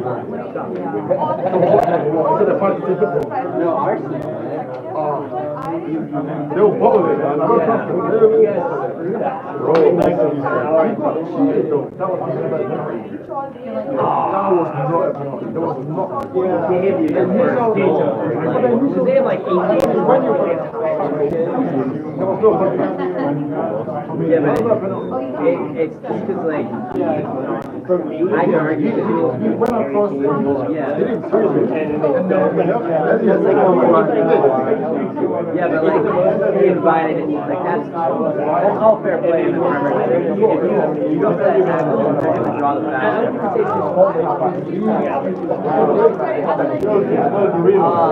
He went in, and then I go like this. it's definitely a soft out, I agree. But he drew the foul.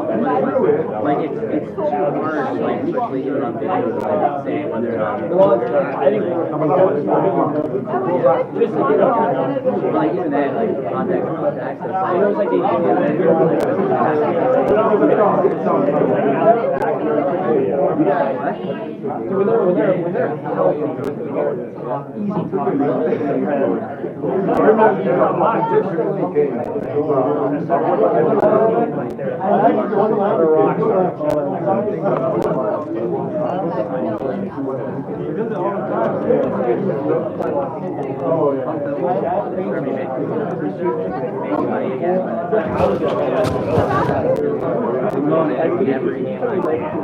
Probably my last time.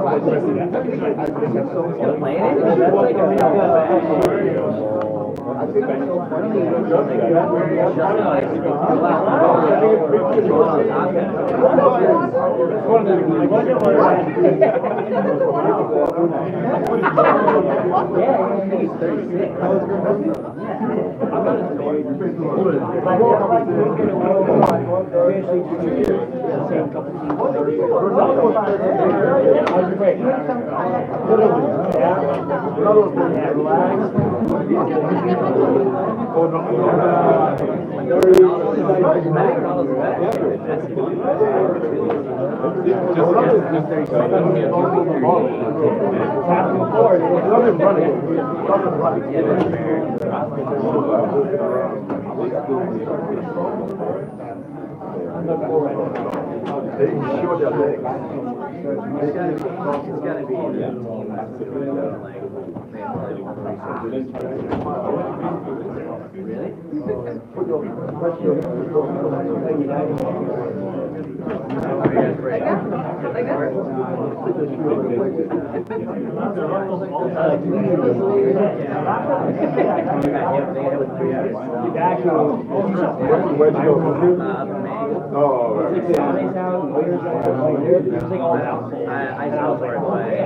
I have like 9 touches don't do it anymore. My one concussion we have to break that. Yeah, exactly. It's like you can like focus on it.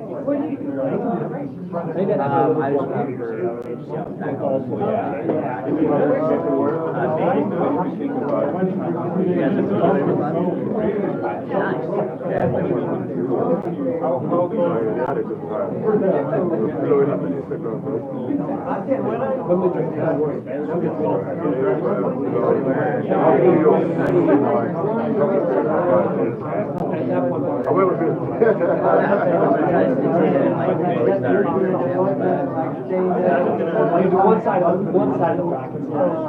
I saw that side. I was like, yeah, 4 or 5 teams.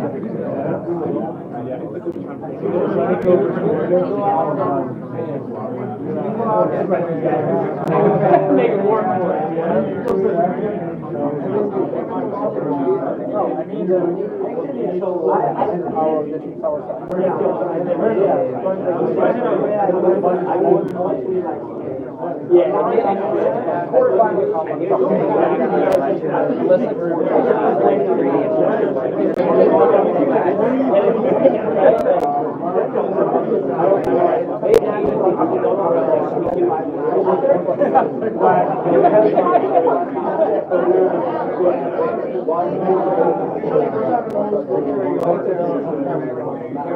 I saw it. I was like, I walked on the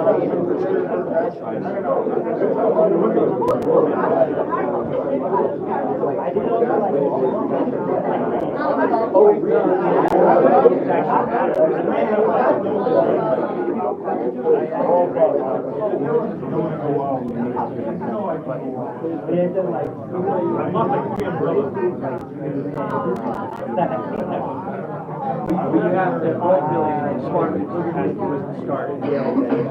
It's like I didn't think it lasted long. You go through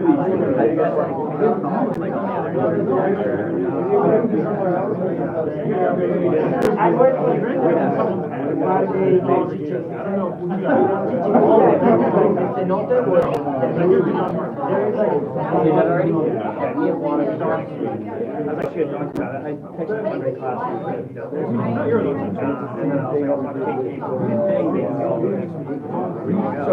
the one that's like,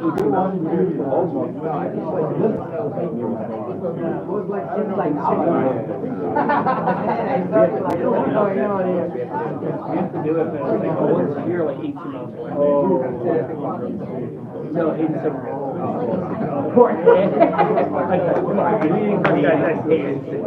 first guy texted me. Are you able to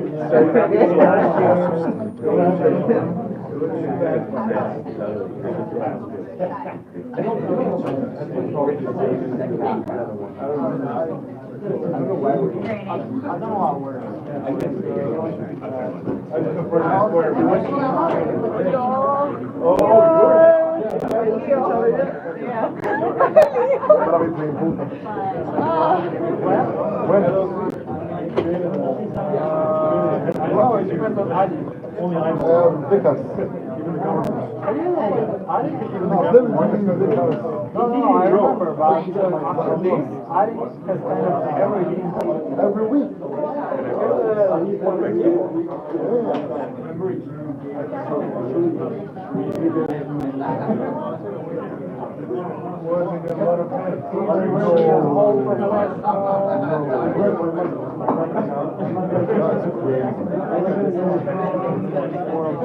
Did you win? No, I was observer. But this guy,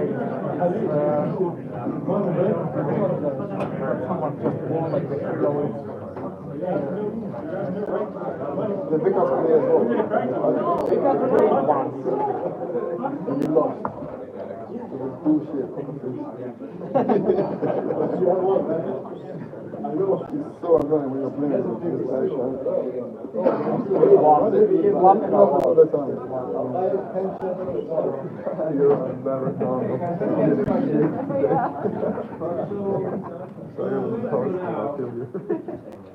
Is to talk about the terminology and the legalese, if you will, of the process, which is important. And you cannot be, say, investors or legal professionals in this, ecosystem, not understanding, who goes first and who does what, when, and where, right? So that is, understanding the timing and the seniority and the order in which things work is key to be successful in this space. So, what is bankruptcy, right? So bankruptcy is it's a formal procedure that is filed in federal court. Okay, that's the first thing people are sometimes confused about. So where do I file for bankruptcy? You have to file in federal court. Okay? You have to look for one of those places that have a federal court sign, which is this sign here. So how does the law system work in this country even, right? So you may, I'm sure you heard about the Supreme Court of the United States, which is, again, well known. There are four branches of government, of law, of the legal system in the U.S. One applies to the armed forces, like the military forces. So there is a whole system about the system itself, so it's judges ruling on judges' decisions kind of thing, right? And this one here, there's a state, as you know, this country is very complicated, the relationship between states and the Supreme Court, right? We have all the discussions which don't pertain to this course. But when it comes to business, tax issues, and bankruptcy issues, there's a whole system in itself, separate business, if you will. Okay, so military, justice itself, states' rights, and business, if you will. Okay. And in here is where we talk about bankruptcy. Okay, so there are judges which are specialized in bankruptcy. Just like judges specialize in military courts, same thing for judges for bankruptcy, federal, right? So if you go to state level, it's family, divorce, and that kind of stuff, it's state level. But not federal level is, that's the system here. So in this system, it's divided in courts of appeals. You may have heard this name before. You make appeals about a decision. The same court of appeals system, 12 separate courts, they work for bankruptcies as well. So, and this is, I'm dividing the states here, so at some point I'm going to get where we are, which is here, right? So, within each state, such as Texas, so I'm blowing this up here. As you can see, there are some areas of Texas here, so I'm blowing this up. There are 4 judicial districts for filing for bankruptcy. So if you are a lawyer company, typically file, of course, in Houston, an energy company, which is the Southern District of Texas. In New York, which is where we are here, 4 districts. We live here in the Northern District. Tompkins is right here. That's us, right here, Northern District.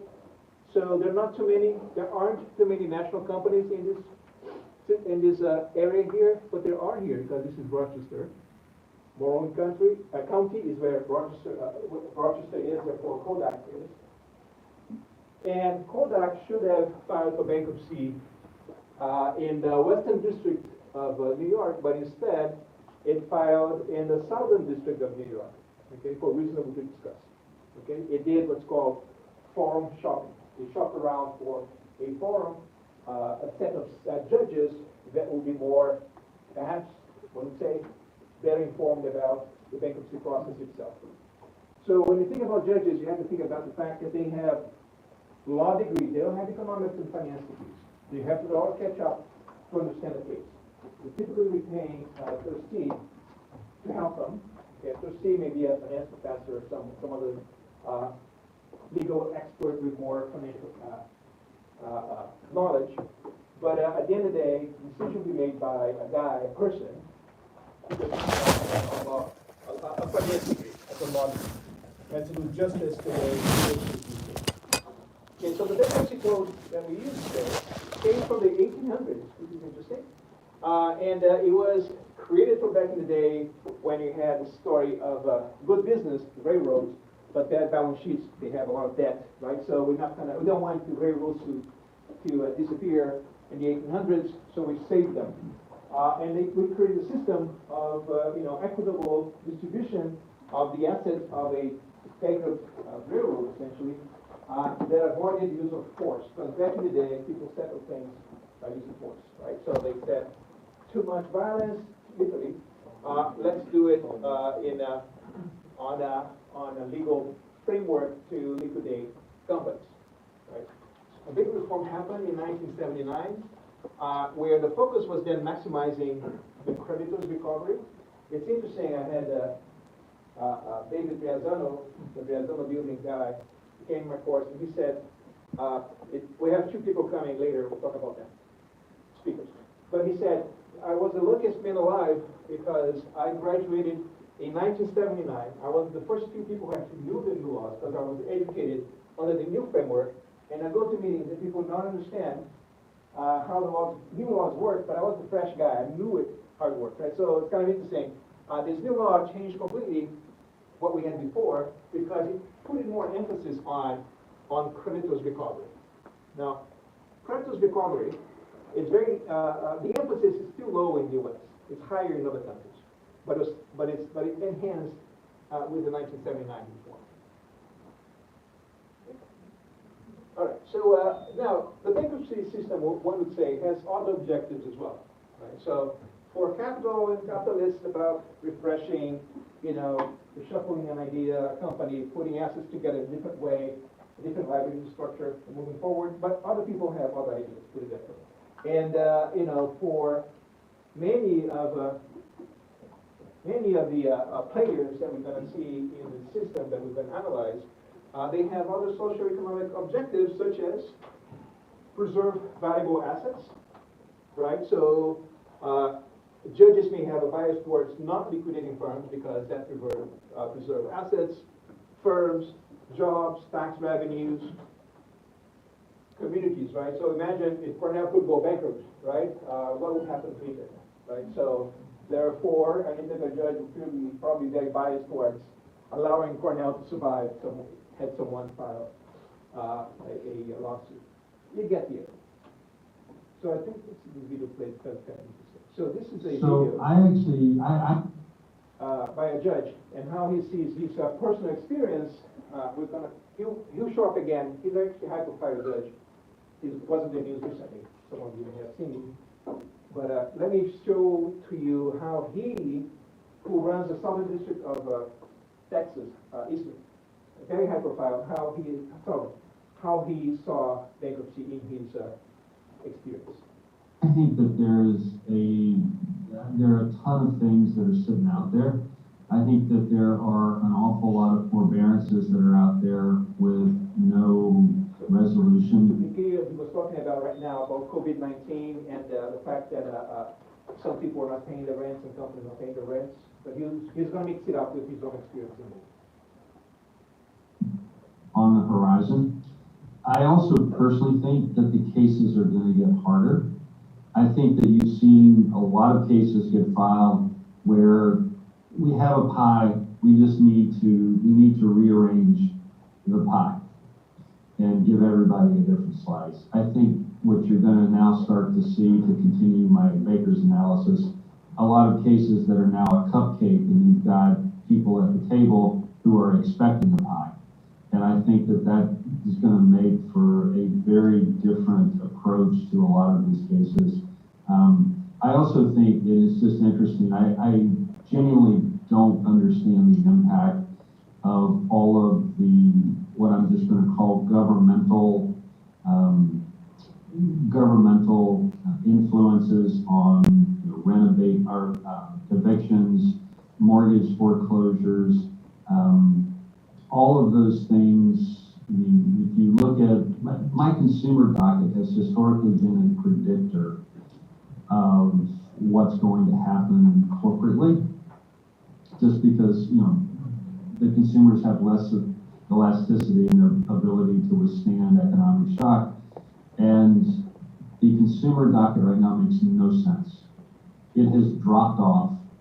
It is, in my view, all being driven by the fact that there aren't evictions on a general basis. There aren't evictions, there aren't foreclosures, there aren't repossessions, and that is pent up. And I'm curious to see what happens on the other side. Has there been so much deferral that it can't be fixed? Are we going to see legislative action that deals with what I'm going to call COVID debt? Putting it at the back end of collapse. I mean, I have no idea, but it's going to be interesting.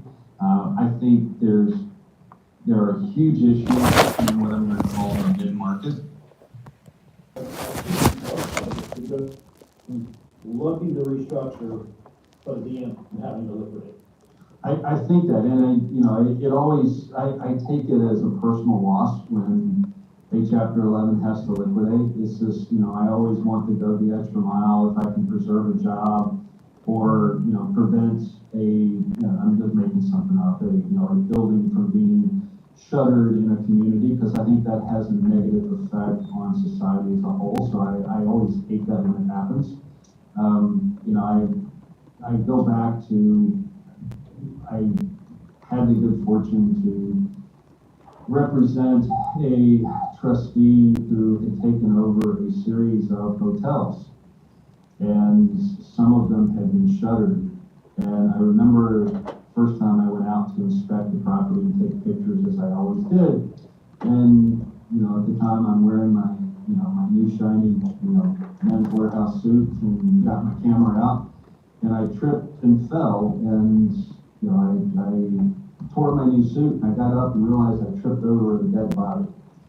And the implications that has in the community It's just it's something I've never ever forgotten. So I do whatever it is I can do to prevent that from happening in any community, because it's never positive. So clearly it has, of course, a personal experience, but it's clear. This is right now the most high-profile judge in this country. Okay, just that. Okay, just so you know. At least until a couple months ago, I don't know. And that's the view is that he, not everybody, but he wanted to preserve the company, right? So we do everything. That means in proceedings in court, he will typically side with the company, or typically side with a group of creditors who are willing to turn around the company, who are willing to take stock equity in the company, as opposed to liquidate the company. Okay? And of course, if I'm filing for bankruptcy, I'm a company filing for bankruptcy, I want this guy to be the judge. The question is, can I pick him to be my judge? How does it work? Chris, what's your guess? I have no idea. It's a hard question. So, but in principle, if you were someone kills someone, can you pick the judge that we're gonna decide not, right? So that's the system is to prevent there'll be a lottery to choose, but you can. All right. So you know, when a company files for bankruptcy, that may lead to, of course, reorganization or liquidation, right? So we talked about this, chapter that. There was a whole set of chapters in the bankruptcy code, but they were being canceled over time, not used anymore. And so these are the remaining chapters, only 6 remain. And chapter 11 is the typical one companies typically file under the bankruptcy code for chapter 11 first.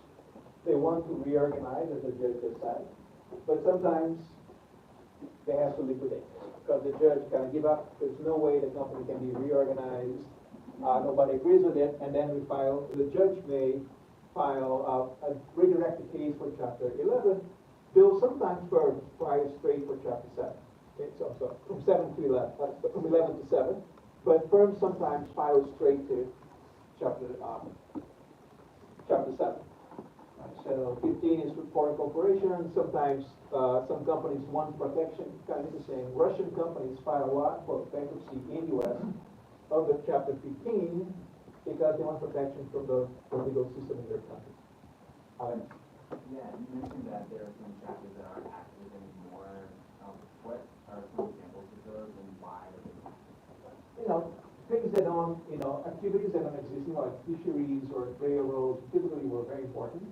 And as you can see, these things are specifically, target towards situations, right? So they don't, the things don't exist, activities don't exist anymore. A lot of chapters are about railroads. They just now file under chapter 7, 11 or 7. The chapters are too many chapters, too complicated. So who files for bankruptcy? Right? If we talk about corporate finance, the firm files for bankruptcy. Okay, so what we're going to see is that there is a voluntary filing for bankruptcy. I've said this before, but it's kind of good to remind you of who does it. The board of directors have filed for bankruptcy. When the board of directors notice that the company won't no longer be able to honor its obligations, it's their obligation, the fiduciary duty to file for bankruptcy protection. So every time you open up a filing for bankruptcy, it is signed by the CFO or the chairman of the board. It's not by an equity holder. It's not by the CEO.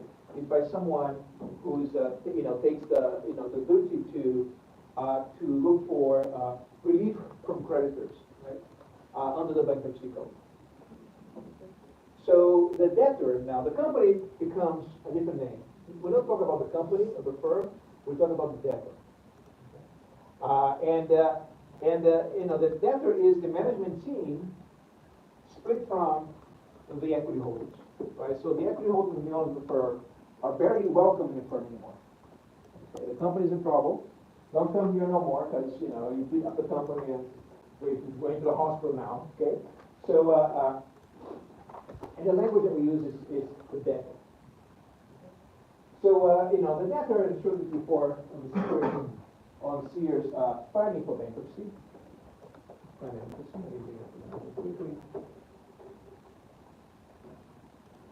I showed this you before. This is the actual filing for bankruptcy of Sears. It is signed by the CFO, the management team, and the company is now called the debtors. It's a legal term, so we don't talk about the firm anymore. The debtors. This company, in this case, because there are many companies, Sears and Kmart, so plural. And it's all about asking forgiveness, asking for an accommodation. Right? Everybody has to agree on something, an accommodation.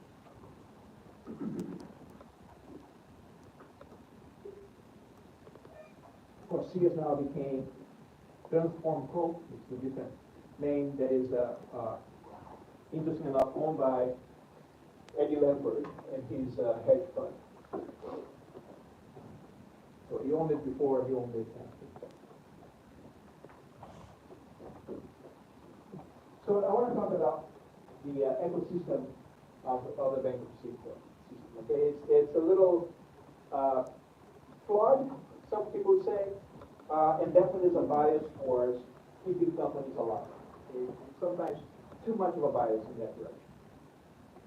So the first thing that you need to understand, and Chris, I'm going to go back to you to the question you just had, is that companies do look for the forum, the jurisdiction, that's the name, that most likely will favor them in their filing for bankruptcy. Which you're going to find judges like the one we just saw, who are very much in favor of doing anything it takes to keep the company alive. Right? So how can they look for the jurisdiction? Well, it turns out that the law says that you have to file for bankruptcy, not anywhere you want, but anywhere that you can call either the jurisdiction of your headquarters or the jurisdiction of your principal place of business or place of incorporation. Right? So that's interesting because most companies are incorporated in Delaware, as you know, and that is a place that favors a lot companies. On the other hand, many companies can claim they have a place of principal business in New York City, which is also a place that favors their businesses in liquidation, for example. So you make this strategic choice, right? So there is statistics about firms making foreign shopping for their bankruptcy. Okay, so this over time from the 80s to today, this is about 90% of firms, 85% of firms choose, make a clear choice of where they want to file for bankruptcy. It's not where they have their headquarters. Okay, so Kodak did not file for bankruptcy in the Northern District of New York, Western, because it stopped there. So if you go to the Western District of New York, the judge has no idea of how to handle a large bankruptcy case. You understand? It's kind of hard to, like, if you go, suppose there was a murder, high-profile murder, terrorist attack in the Western District of New York. There's no police, there's no support, there's no experts, there's nothing to help, right? You need to have the basic police force, if you will, in place, and so companies do it instead in other places, which they have more of an infrastructure to understand the bankruptcy case. So this is a National Association of Credit Management. So this is an association of people, of companies, of creditors, right? And the news here is Chapter 11 under fire. U.S. Congress seeks to end foreign shopping, right? Because at the end of the day, everybody goes to buy their bankruptcy case in the same three places, right? So even though we have 90 districts, only 3 of them are enforcement cases, right? Which that's of course not fair, right? You think, you'd say, right? So the 3 places that have most cases are the Southern District of New York, the Southern District of Texas, we just saw the judge there, and Delaware. Delaware is a small state and only 1 district, right? Texas has 4 districts, but a big state. Right? Delaware has only 1. So 82% of the cases, of the large cases, okay, are heard there. $100 million or more assets. So this is just, I'm just showing the data, not just me saying these things, but if you add up, over time there's some variation amongst those 3 courts that I was talking about. But if you add up these 3 numbers here, 82% of these cases come or file, the big cases file in these 3 places only. Of 90 places to file, 3 only are chosen. So Delaware is popular because companies are incorporated there for tax reasons to begin with, but also because the judges and the trustees, they understand finance. They specialize and attract people to come, companies to come, and they become more and more popular. So essentially, when you file for bankruptcy in Delaware, there's the idea that it's most likely going to get, not always the case, but you may have a more favorable and less risky outcome for the bankruptcy. Now, we went from, here, we went from forum shopping to now judge shopping. So, there is, this is a law review, Illinois law review, showing that companies now are picking the individual judge that they want to preside over their case, right? And so this is a Wall Street Journal company. These offices in New York suburb to the bankruptcy judge. So, so companies, for instance, in this case, I'll just read here. Robert Drain is the only bankruptcy judge in West Plains making small city popular lending for large Chapter 7 filings. So this guy is said, this judge said to be very favorable to firms. If you establish a principal place of business where he presides cases, and you're thinking about filing for bankruptcy, he will keep your case. Okay? And if you get an outcome that is exempted, is more desirable. Right. So this system where you can pick your judge was deliberately created by some local courts. Okay. So, for instance, the judge you just saw created a criteria called case complexity. So where he operates, there are 5 judges. So in principle, if anything happens, the way the law works is that, if you commit a crime or this and that, and you go to a court, there'll be a lottery to choose your judge. But then he said, well, but if the case is too complicated, maybe you should come to me because, I'm very good. And then he gets to have the high-profile case. So essentially, he's not the only one doing this. They choose which case they want to take over. Right? And one would say that they do it for publicity and more stuff. So and again, this is all data. That's not I'm coming up with these ideas. This is the whole point of these articles and things happening in Congress right now criticizing the system. So for instance, the big Chapter 11 cases, heard only before the big judges, right? So 55% of the large cases filed in 2020 were heard by only 3 judges. Okay? The country has 375 judges, but only 3 of them get to hear most of the cases. Okay? And so that's the evolution over time. Judges Robert Drain, the one I just talked about before, Marvin Isler, and David Jones, the one who saw in the video, they preside over half of the cases in this country. Right? That's unheard of. I'm not sure if you guys are shocked, but you should be, because that's like, essentially, you know what's going to happen in bankruptcy court. Okay. So why do we care? Right?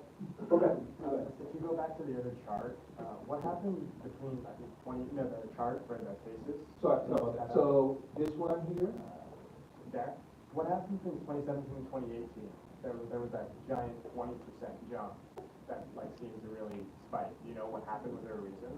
So the point is that over time, so I've done about that here, but over time the accusation is that this is what this professor says, it's a Yale professor says, that's when they created this system where instead of having a lottery, they created a system where, well, but I'm the better person for, they call it case complexity system.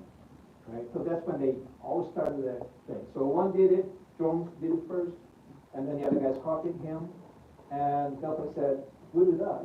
Okay, so I'm going to make this point in a second. What companies do, they, knowing who the judge is going to be, they learn and anticipate. They essentially use machine learning techniques to know what the judge is likely to rule. Isn't that amazing? So if you say it was filed in, if you give him like a series of 300 variables, and you've seen the cases the way the judge said yes or no before, so it's easy classification problem, right? Yes or no, win or lose, right? So you can anticipate what the judge is going to say. Isn't that crazy? That's where we are right now. Okay, so of course, why is this bad? Of course, undermines the creditor's confidence that they will receive a fair adjudication, because the company is filing in a district where the judge is more likely to help the other guys.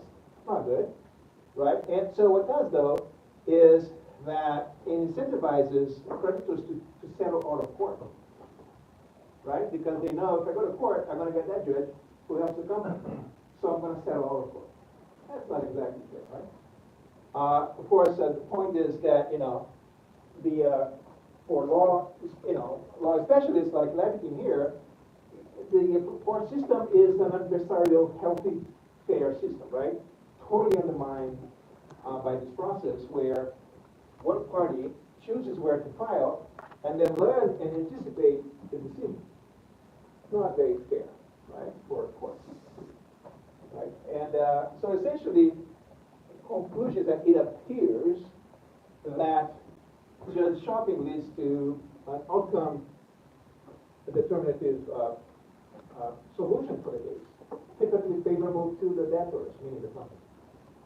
Right, so that's happening. So something else also is judges, how do they help the company? So for instance, one thing that's been discovered, is being talked about, is that they do what's called drive-through bankruptcy reorganization plans, which is, as we'll talk about next time we come, not today, a typical reorganization plan takes like a year, right? So Kodak took 8.5. But with these guys, it takes 2 days. Very quick. Okay, so it's called drive-through bankruptcy plans. So this is the amount of reorganization plans by these guys, the very same guys, Isgor, Drain, and Johnson on the video, right? So they have the record approval of drive-through plans of over 2 days. So why do you care? So there's research published by finance professors saying that judge shopping makes predictable outcomes, right? Not just me saying this, but you can show the data, right? So this paper, which is interesting, if you can click on your slide there, are judges randomly assigned to Chapter 11 bankruptcy, not according to hedge funds. So the hedge funds know or anticipate which judge will be chosen for a bankruptcy case, and they invest a lot in distressed bonds or not, based on the judge who's been appointed for the case. Okay? So some judges, for instance, will favor junior creditors, right? And if you know about that, as a hedge fund, you invest in unsecured bonds, because you move from 10 cents per dollar to 20 cents per dollar. That's 100% profit, right? But if the judge is not very favorable, you don't touch it, right? And see how you're gaming the system here in a big way, right? So the data, it's kind of interesting. I have a lot, this paper has a lot of interesting results. But it shows that over time, because there is more and more judge shopping, the hedge funds, so this is bankruptcies with hedge fund, unsecured hedge fund investment. The blue bar is going up a lot. Okay? So about 80% of the bankruptcies now, you see hedge funds investing in unsecured debt, which they never did before. But they do now because they know that the judges being selected now are more favorable to all the creditors, including the junior creditors, and therefore I'm buying, right? If there's a bias, I'm on it. So this is a comment, we don't have the slide that is interesting. So this is David Jones, the judge you just saw the video. So the Chief Justice of Southern New York has set up a complex, this is a court Dolby journal. He has set up a complex case system to attract these cases. Okay, so which is important to him as a personal matter. He's a self-confessed workaholic who screwed up, according to him, his words, screwed up 2 marriages pursuing the practice of law because I love this a whole lot more than I did my family. And then turns out that he just got in trouble with the law. So he was the highest profile judge, guys. And now this is him. We saw him just in the middle, right? U.S. top bankruptcy judge resigns following revelation of undisclosed romantic relationship. Insider, recently revealed that prominent bankruptcy judge was in a romantic relationship with bankruptcy attorney. So he had someone representing a company before him, and so interesting, huh? How people use the power. So no longer a judge. So, and the point here is that he created a whole system where the case would come from him. And so he resigning, shakes up the whole application process in Texas, where the big companies are, just to be clear, the big energy companies, right? We're talking about big deal. It's just so interesting how things become personal. Asymmetric information, agency problems. I'm talking about these things. People deviate from what they should do, even the judges. Chris. Does all this just mean that Isger, the other high-profile Southern District, Texas judge, is going to get the rest of his business, essentially? See what again? So Isger, in your 2 slides before, had more cases than Jones did. Does that mean he's just going to get Jones's cases in Probably. So that's what I right? They're both great for business down there. Right. That's what you're saying. But no, it's probably true, right? So of course, the way this works is that the judge, the senior judges call in, like senior professor, call in to work with the people who are alike, right? So I don't really know the second person, just to be clear. Yeah. But I wouldn't be shocked if he was just someone that Jones liked to begin with, right? And may get his cases. But I don't really know that. Joe Mark and George. Well, I'm interested. How do judges get paid? Because 375 of them, there's only 3 that do most of the work. They get paid by case, by hour. Case and hour, but not not a lot of money. I don't think he became a millionaire as far as I know. But they just pay by the hour, of course, extra hours and this and that. He said what he wants, right? He just doesn't have a life, I guess. I mean, according to him, right? He just likes the thrill. And continuing on that, do these guys, for example, David Jones, go out and say, give me this case, or how does that even work? Like, So, who decides who is the case assigned to? We didn't mention that. So the case arrives in the Southern District of Texas. Okay. And he, over the years, he's been worked there for many, many years. He put up a rule saying, instead of having us doing a lottery, let's the better of us do the case, best match. Now he determined that he's the better person to handle big cases, and then he handled big cases. So he created a monopoly. Exactly, he created a monopoly, but he used all the legal languages. So this is important. I don't have time here, but he changed the bylaws in ways that look conformable to the law, but are clearly meant to help him. So, okay, George and then. So like, I can see a clear conflict of interest there, because like he's basically like getting the business and taking the business out of someone else. Like, is that fair or even legal? You tell me. I don't think it's fair. He gives interviews and this and that, right? I think that's to get the adulation and that kind of stuff. And we move on.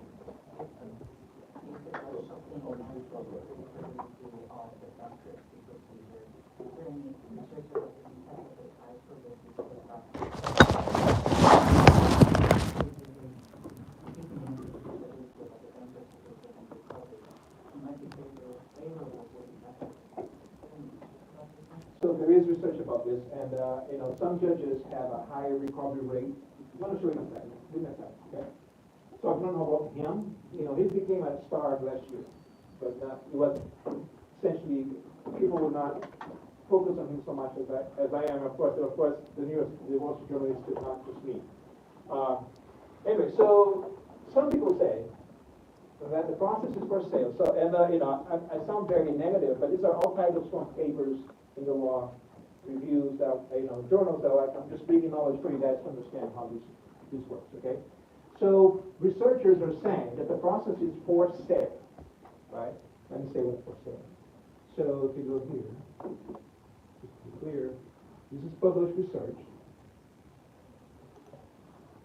It's a great paper by a professor at Berkeley and another one at Harvard. So this is you guys know this is SSRM means this is the public repository that we all can get for free, but the paper is published in the Yale Law Review. And so the point is that they make is that over time, the bankruptcy process became one in which the creditors providing the DIP financing, they became the owners of the whole process. Okay, so companies file for bankruptcy, companies in trouble, they look for DIP financing. Essentially, the DIP financier and the company's management will run the show. They will run things by the judge, probably not get a yes. The point that they're going to make here is that they screw up with all of the other creditors of the company.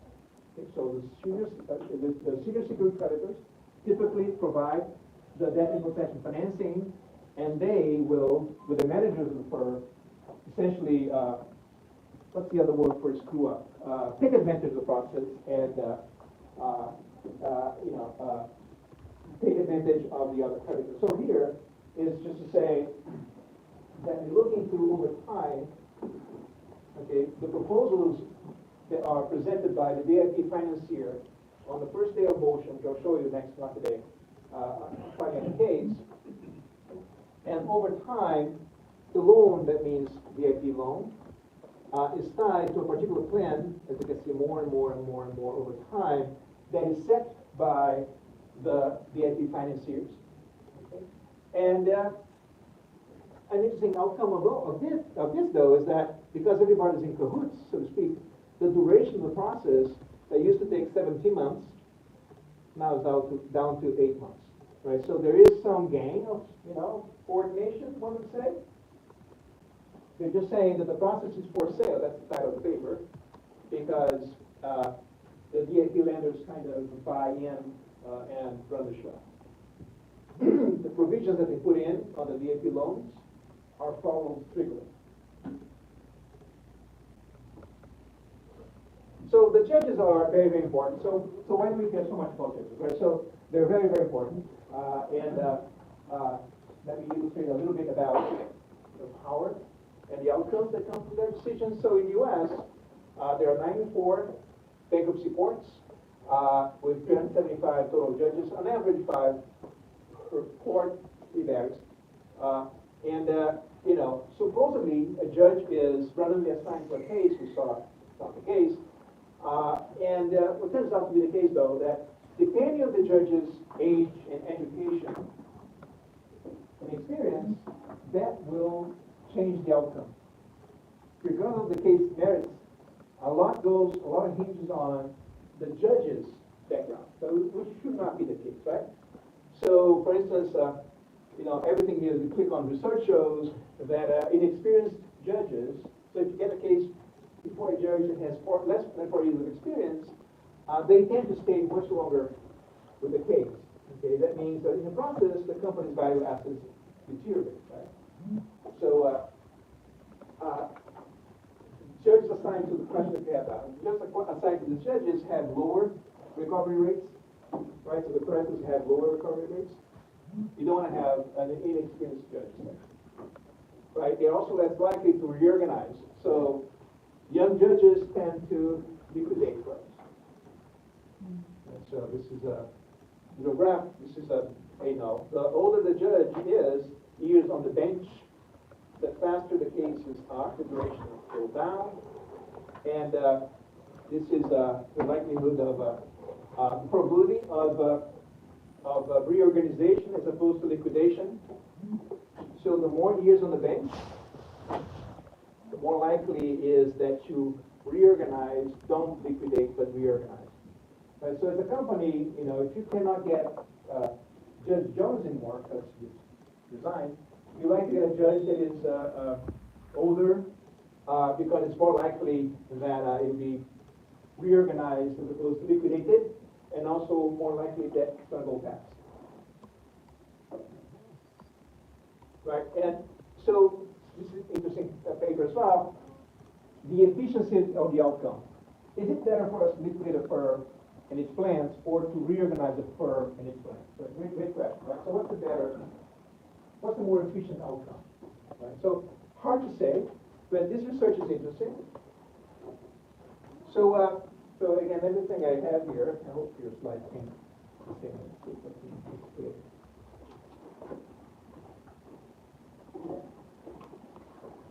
so go to journal with the results. I'm going to summarize in just one slide for in the interest of brevity, but also of information. Take two plans. Okay? One went by of distressed firms. Went to a judge that forced the firm into liquidation, and the other plan went to a judge that allowed the firm to be reorganized. And then you follow just two plans over time. Same industry, same location, same everything. And you compare that with the plan of an undistressed firm that did not file for bankruptcy. Okay, so what we learned from this, right? So liquidation time, we're following plans over time. Okay, so maybe those are oil refineries. Okay, in Houston. Okay, so one company was ordered to liquidate, the other one was ordered to reorganize, the other plant's firms was healthy to begin with. So follow over time, right? So 1 year after whatever order was given, right? So you see the survival rate of the company, of the plant, of the healthy firm, right? Plants, of course, die off over time, they get depreciated. But the likelihood that a similar plant, as productive as the benchmark plant, of a reorganized firm stayed alive is higher than the plant owned by a liquidated firm. That means that this plant was ample, okay, even though it should be kept alive because it's productive. So if you go with this over time, after 5 years, even though you have a natural decline of a healthy plant, this is a healthy plant, it's a benchmark. That's what happens when you don't smoke but get old, right? It's not good, but at least you don't die so quickly. But if you, what's a good analogy, man? If you drink and smoke really bad, you're no longer alive by your time if you're liquidated. So that plant that could have been reallocated to another firm and be productive, producing oil for us and that plant disappears. Even though just 5 years ago it was as healthy as the other guy. The plant that was whose firm was sent to reorganization as opposed to liquidation lasts a little longer, right? So the lesson of this paper is that the liquidation is very inefficient. So essentially, when you liquidate a firm, the plant does not get reorganized or reused; it gets to be destroyed. Commission question about. Conclude that liquidation is inefficient because of the same state, like the state independent. For example, microeconomic situation and available, they might have a huge influence on the company that affects the expression of different industry. Yeah. And we criminalize that it's not liquidated inefficient. No, we cannot generalize. There's a sample in the U.S. for 15 years, and that's in the south of the country. So we cannot generalize, right? So, but it's just a first stab at this question. It's an important question, right? So how do we even answer this question? So this is a very famous study because look, we've got into some answers here. But everything is very U.S. dependent, and you know, so things change over time. Yes. All right. So a few more animals in this ecosystem, and then we stop for today. In the bankruptcy process, we'll talk about the judge, done judge. Okay. There's this important team of people called creditors. Right. Creditors are assigned to creditors committees. Okay, so it is not like you go as a creditor and you talk to the judge directly. Okay, every class of creditors will have a committee, right? And that the head of the committee is the one who talks to the judge or talks to the trustee of the committee. Okay? So the most famous, the most high-profile creditor committee that there is in the bankruptcy case is the unsecured creditor committee. Okay, so the judges in this country typically give a lot of powers to the UCC, the Unsecured Creditors Committee, okay? And they do so because the judges know, so if you are in the creditors were here, so the senior secured creditors, unsecured creditors, and say maybe employees and equity holders, the judge knows that the secured creditors want to liquidate the firm. They have a bias. Liquidate the firm, get the assets out. The junior claimants want to keep their jobs. So they say, no, let's just continue, Judge. Let's go on, right? So the judge is typically looking to the unsecured creditors to get the clue as to what to do. It's kind of interesting, right? So you essentially go to a trial where you have some biased, painted witnesses. You don't want to talk to them, right? You talk to witnesses that you think are reliable, right? And these tend to be the unsecured creditor case. Not every case, but most of the time. So in this country, there is a bias towards giving. You're going to hear a lot about the UCCs. They get more power. They run the show in a big way in bankruptcy cases, except for the DIP financiers, which are also now more important, but you get the point. So they have ample powers. Only they have powers to replace managers, file for reorganization plans, ask for Chapter 7, force debtors to challenge other creditors. So the guys in the middle here, they kind of almost run the show in many ways. Of course, they make a motion to the judge. The judge runs the show, bigly, right? The judge is always running the show. But the judges hear a lot what the guys in the middle say. And these guys can hire professionals, initiate actions against the firm, and other creditors. So they bring a lot of action to the court. So they have qualified immunity, and they have no fiduciary duties, which is interesting. Right, and typically they have 7 members, between 3 and 11, but 7 is a typical number of committee members. All right, hedge funds. So I'm going through these players in the ecosystem, and then when we come next time on Monday, I'm going to put them all together. So hedge funds are increasingly important in the liquidation process, in this liquidation process in this country. There's more and more of them investing. It's a new thing. And it seems like they're making a lot of people happier. Not everyone, but a lot of people are happier. So interestingly, even equity holders, that's why the EH is here, seem to be gaining from the influence or the investment of hedge funds in bankruptcy processes. So this is also data, and that go here, you get the paper. Right, so these are returns to equity holders of filings in which large hedge funds invest in the firms, vis-a-vis situations where they don't invest in the firms. Okay? So, the stock prices of both types of firms, of course, they decline leading up to bankruptcy. This is bankruptcy time. But if you have a lot of hedge funds investing in the firm's bankruptcy process, then the equity prices go up, which is interesting, because there's a chance that things are going to recover. If they don't invest, then stock price just stay down, 30% losses. So there's this idea that they're bringing and changing the game in a big way. Hedge funds are. Are the hedge funds only investing in the credit side, or are they also doing equity? Great question. So they invest on the we'll talk about next time, of course. They invest on the credit instrument that's most likely to become equity in the refinancing side. Isn't that interesting? Of course, if you know about this, then the equity price start to react before the novella takes place, right? Everything takes place, right? So, but they know that hedge funds are not really going to touch the equity, but the security that will become the equity in the reorganized firm. Great question. So the investment strategy of hedge funds, right? They see a firm in trouble in court or bound to file for bankruptcy, in which many parties, they cannot agree, and then they go for the typical, Riazan would say many times, good firm with a bad balance sheet. Happens to all of us, right? So it can be a good firm, but the balance sheet's not working, but it's still a viable firm, right? And so what they do is to acquire at a deep discount several positions in the firm, have to structure, to exert influence on the outcome, right? So Richard, they buy, it's interesting, they buy everywhere in the country. They don't focus particularly, the senior, subordinated and mezzanine debt, because they want to vote in every category.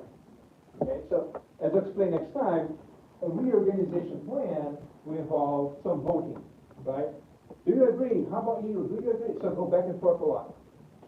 So Richard, if you have positions in every category, you can vote multiple ways, right? You can coordinate the vote towards what benefits you. It's kind of interesting, right? The hedge fund in that slide, are they similar to the activism who actively participate in the management will do their action to make the fund larger, not like a trading oriented slide? Great question. I'll have a whole slide about this next time, if that's okay. But it's a mixture. So Briazano will be a guy, so they specialize. David Briazano is more of an activist. They buy companies' distressed securities and wanting to change the management, right?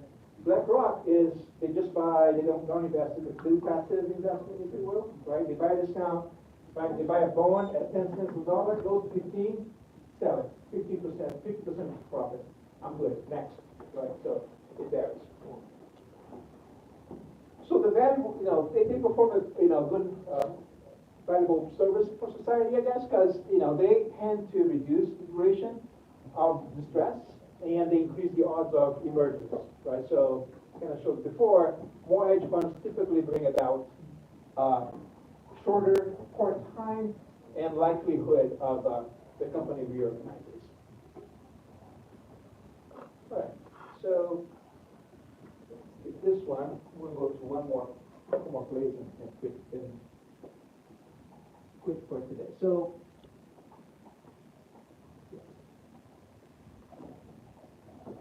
you typically, guys, think about what happens to CEOs of companies that file for bankruptcy. So this is a study looking to following 322 CEOs of companies that file for bankruptcy. What happens to them over time? Well, about 14% remain in the company as CEO after filing. 86% don't, right? Now, of the 86%, right, 21% become executives elsewhere, and 79% leave the labor market, the executive labor market. It's kind of interesting, right? So these guys here, 5% become CEOs in some other company, public or private, and some of them become no CEOs in some public company, private company, so they still are executives, but the majority, vast majority of a company that files for bankruptcy, they become consultants or lose their jobs permanently, right? So you can see how fearful it is for your CEO career filing for bankruptcy. Typically, it's a career-ending move. There's some high-profile CEOs that stayed on in power, but typically you become a consultant, I guess. No offense to the consultant. How many of the CEOs receive packages of compensation where you don't actually have to work? So there's being like a bias towards. Great question. So Tim Horton from American Airlines received a huge package. I don't know if he's working right now, but apparently he made millions of dollars, and people complain. There's a lot of people. So great question. So let me say this quickly. So many times you want to get rid of the CEO, and he or she can still control the firm in ways that are detrimental to you as a hedge fund and just became the equity holder. And you give them a lot of money to not even show the problems to anyone else, right? So, because say BlackRock bought the company and then Arizona wants to come in and getting some ding here, ding there, well, the CEO knows the secrets, right? So, pay him a lot of money or her and get them out. So, yeah, so some of these terminations here, that's what feels like it is, right, Richard, is that they're paid to just disappear, please. And they're wealthy people. Go ahead. Another follow-up question. How often do you like golden parachutes and things like that get triggered in bankruptcy, or is that exactly. About 50% of the time. Sometimes it's so outrageous. It depends on the profile of the case. So it happened big time with Tim Horton and American Airlines. So he got a huge, bonus that was getting half is still huge, half of huge is huge, right? So oftentimes the creditors will bring to the judge, look, this guy's making $1 billion, getting out the company, the CEO, and how about me, right? So, and labor unions typically are the ones that complain about that. So he brought this company down to the, to the drain, and now he's getting $1 billion. How about me? My last player is labor unions, which I actually work on and I'd like to show you one result, and then we conclude the class today. Okay? So when a company files for bankruptcy and has unionized workers, or actually don't have unionized workers, then the liability that the company has with the workers, which are not unionized, is only up to $10,000.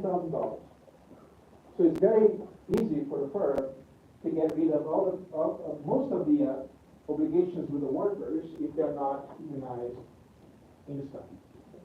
So if the company, though, has a unionized workforce, well then, unionization consolidates debts that have to do with workers' compensation, pensions, bonuses, union dues. Everything becomes a contract, a collective bargaining contract that is recognized by the courts. Again, no unionization, the courts don't recognize anything. It is an entity, and all of these benefits have to be recognized by the courts. So, strong enough, there's a strong committee, right? So in the case of General Motors, the UCC committee had 10 seats, and 3 of them were taken by unions. In the case of AMR, American Airlines, of the 9 seats in UCC, 3 were taken by unions. And so they have a lot of power. They can have a lot of power. They can have a lot of power with this process. So here is the study performed by myself, comparing the paid to experts and attorneys, and financial advisors on large firms that are unionized and large firms that are not unionized. And so this is money on the table kind of thing, right? So as you can see, the companies that with more unionization, more money to financial advisors in bankruptcy, as well as red firms, to attorneys. Right? So the point is to say that the unions, they try to preserve the jobs. That's what everybody does, not blame anyone, right? Everybody's looking out for their own side, right? And they can do so by making the process a little bit more expensive, put it that way.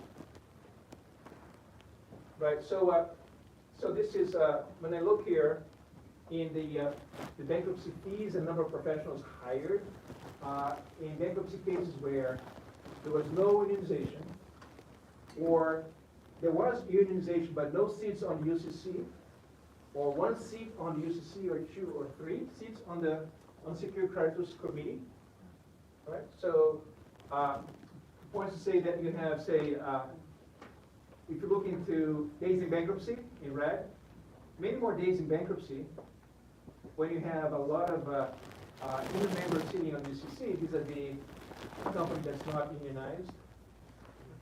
Or even the number of professionals hired, appraisers and lawyers and this and that, much higher, 30, 35, blue, vis-a-vis 15 when the firm is not unionized, right? So unionization brings about a lot of costs to the bankruptcy process. And who pays for those costs? My last slide is going to be, who pays for those costs?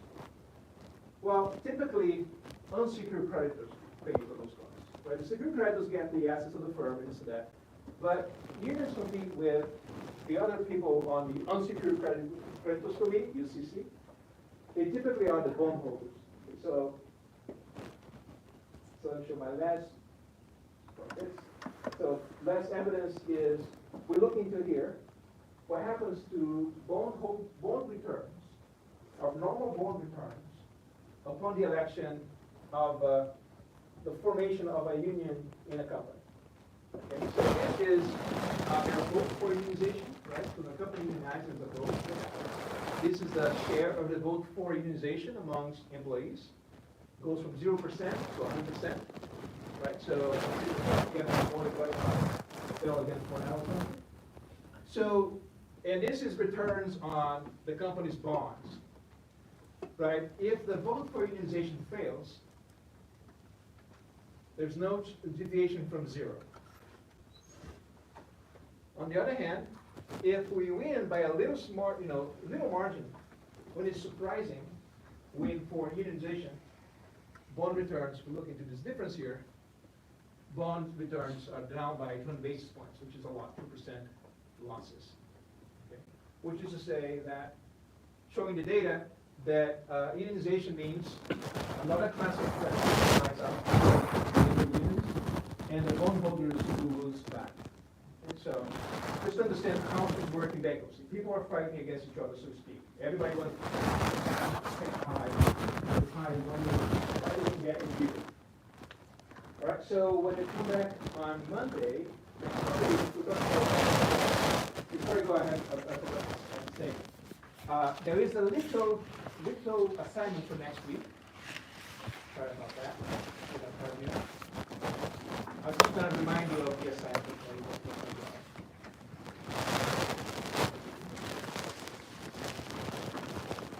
Just one page. My last one. Next Monday, there is an assignment next week. And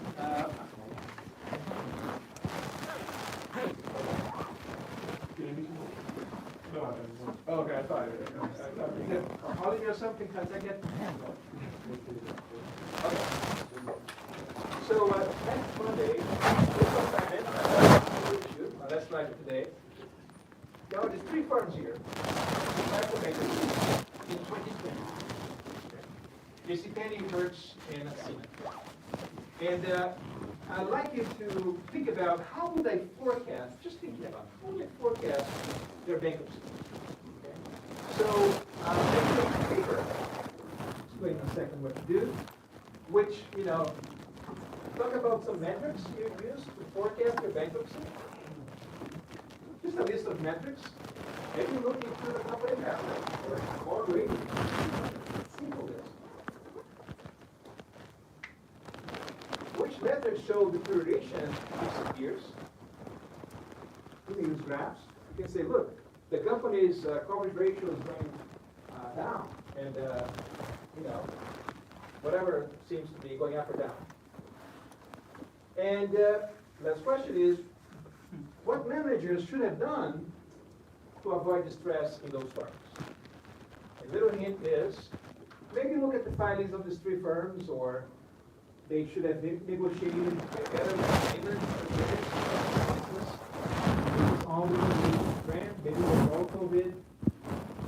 So last thing is to say, like it to form groups of 3 to 5 students and deposit a brief memo. This is really brief, okay? Of your analysis on Canvas.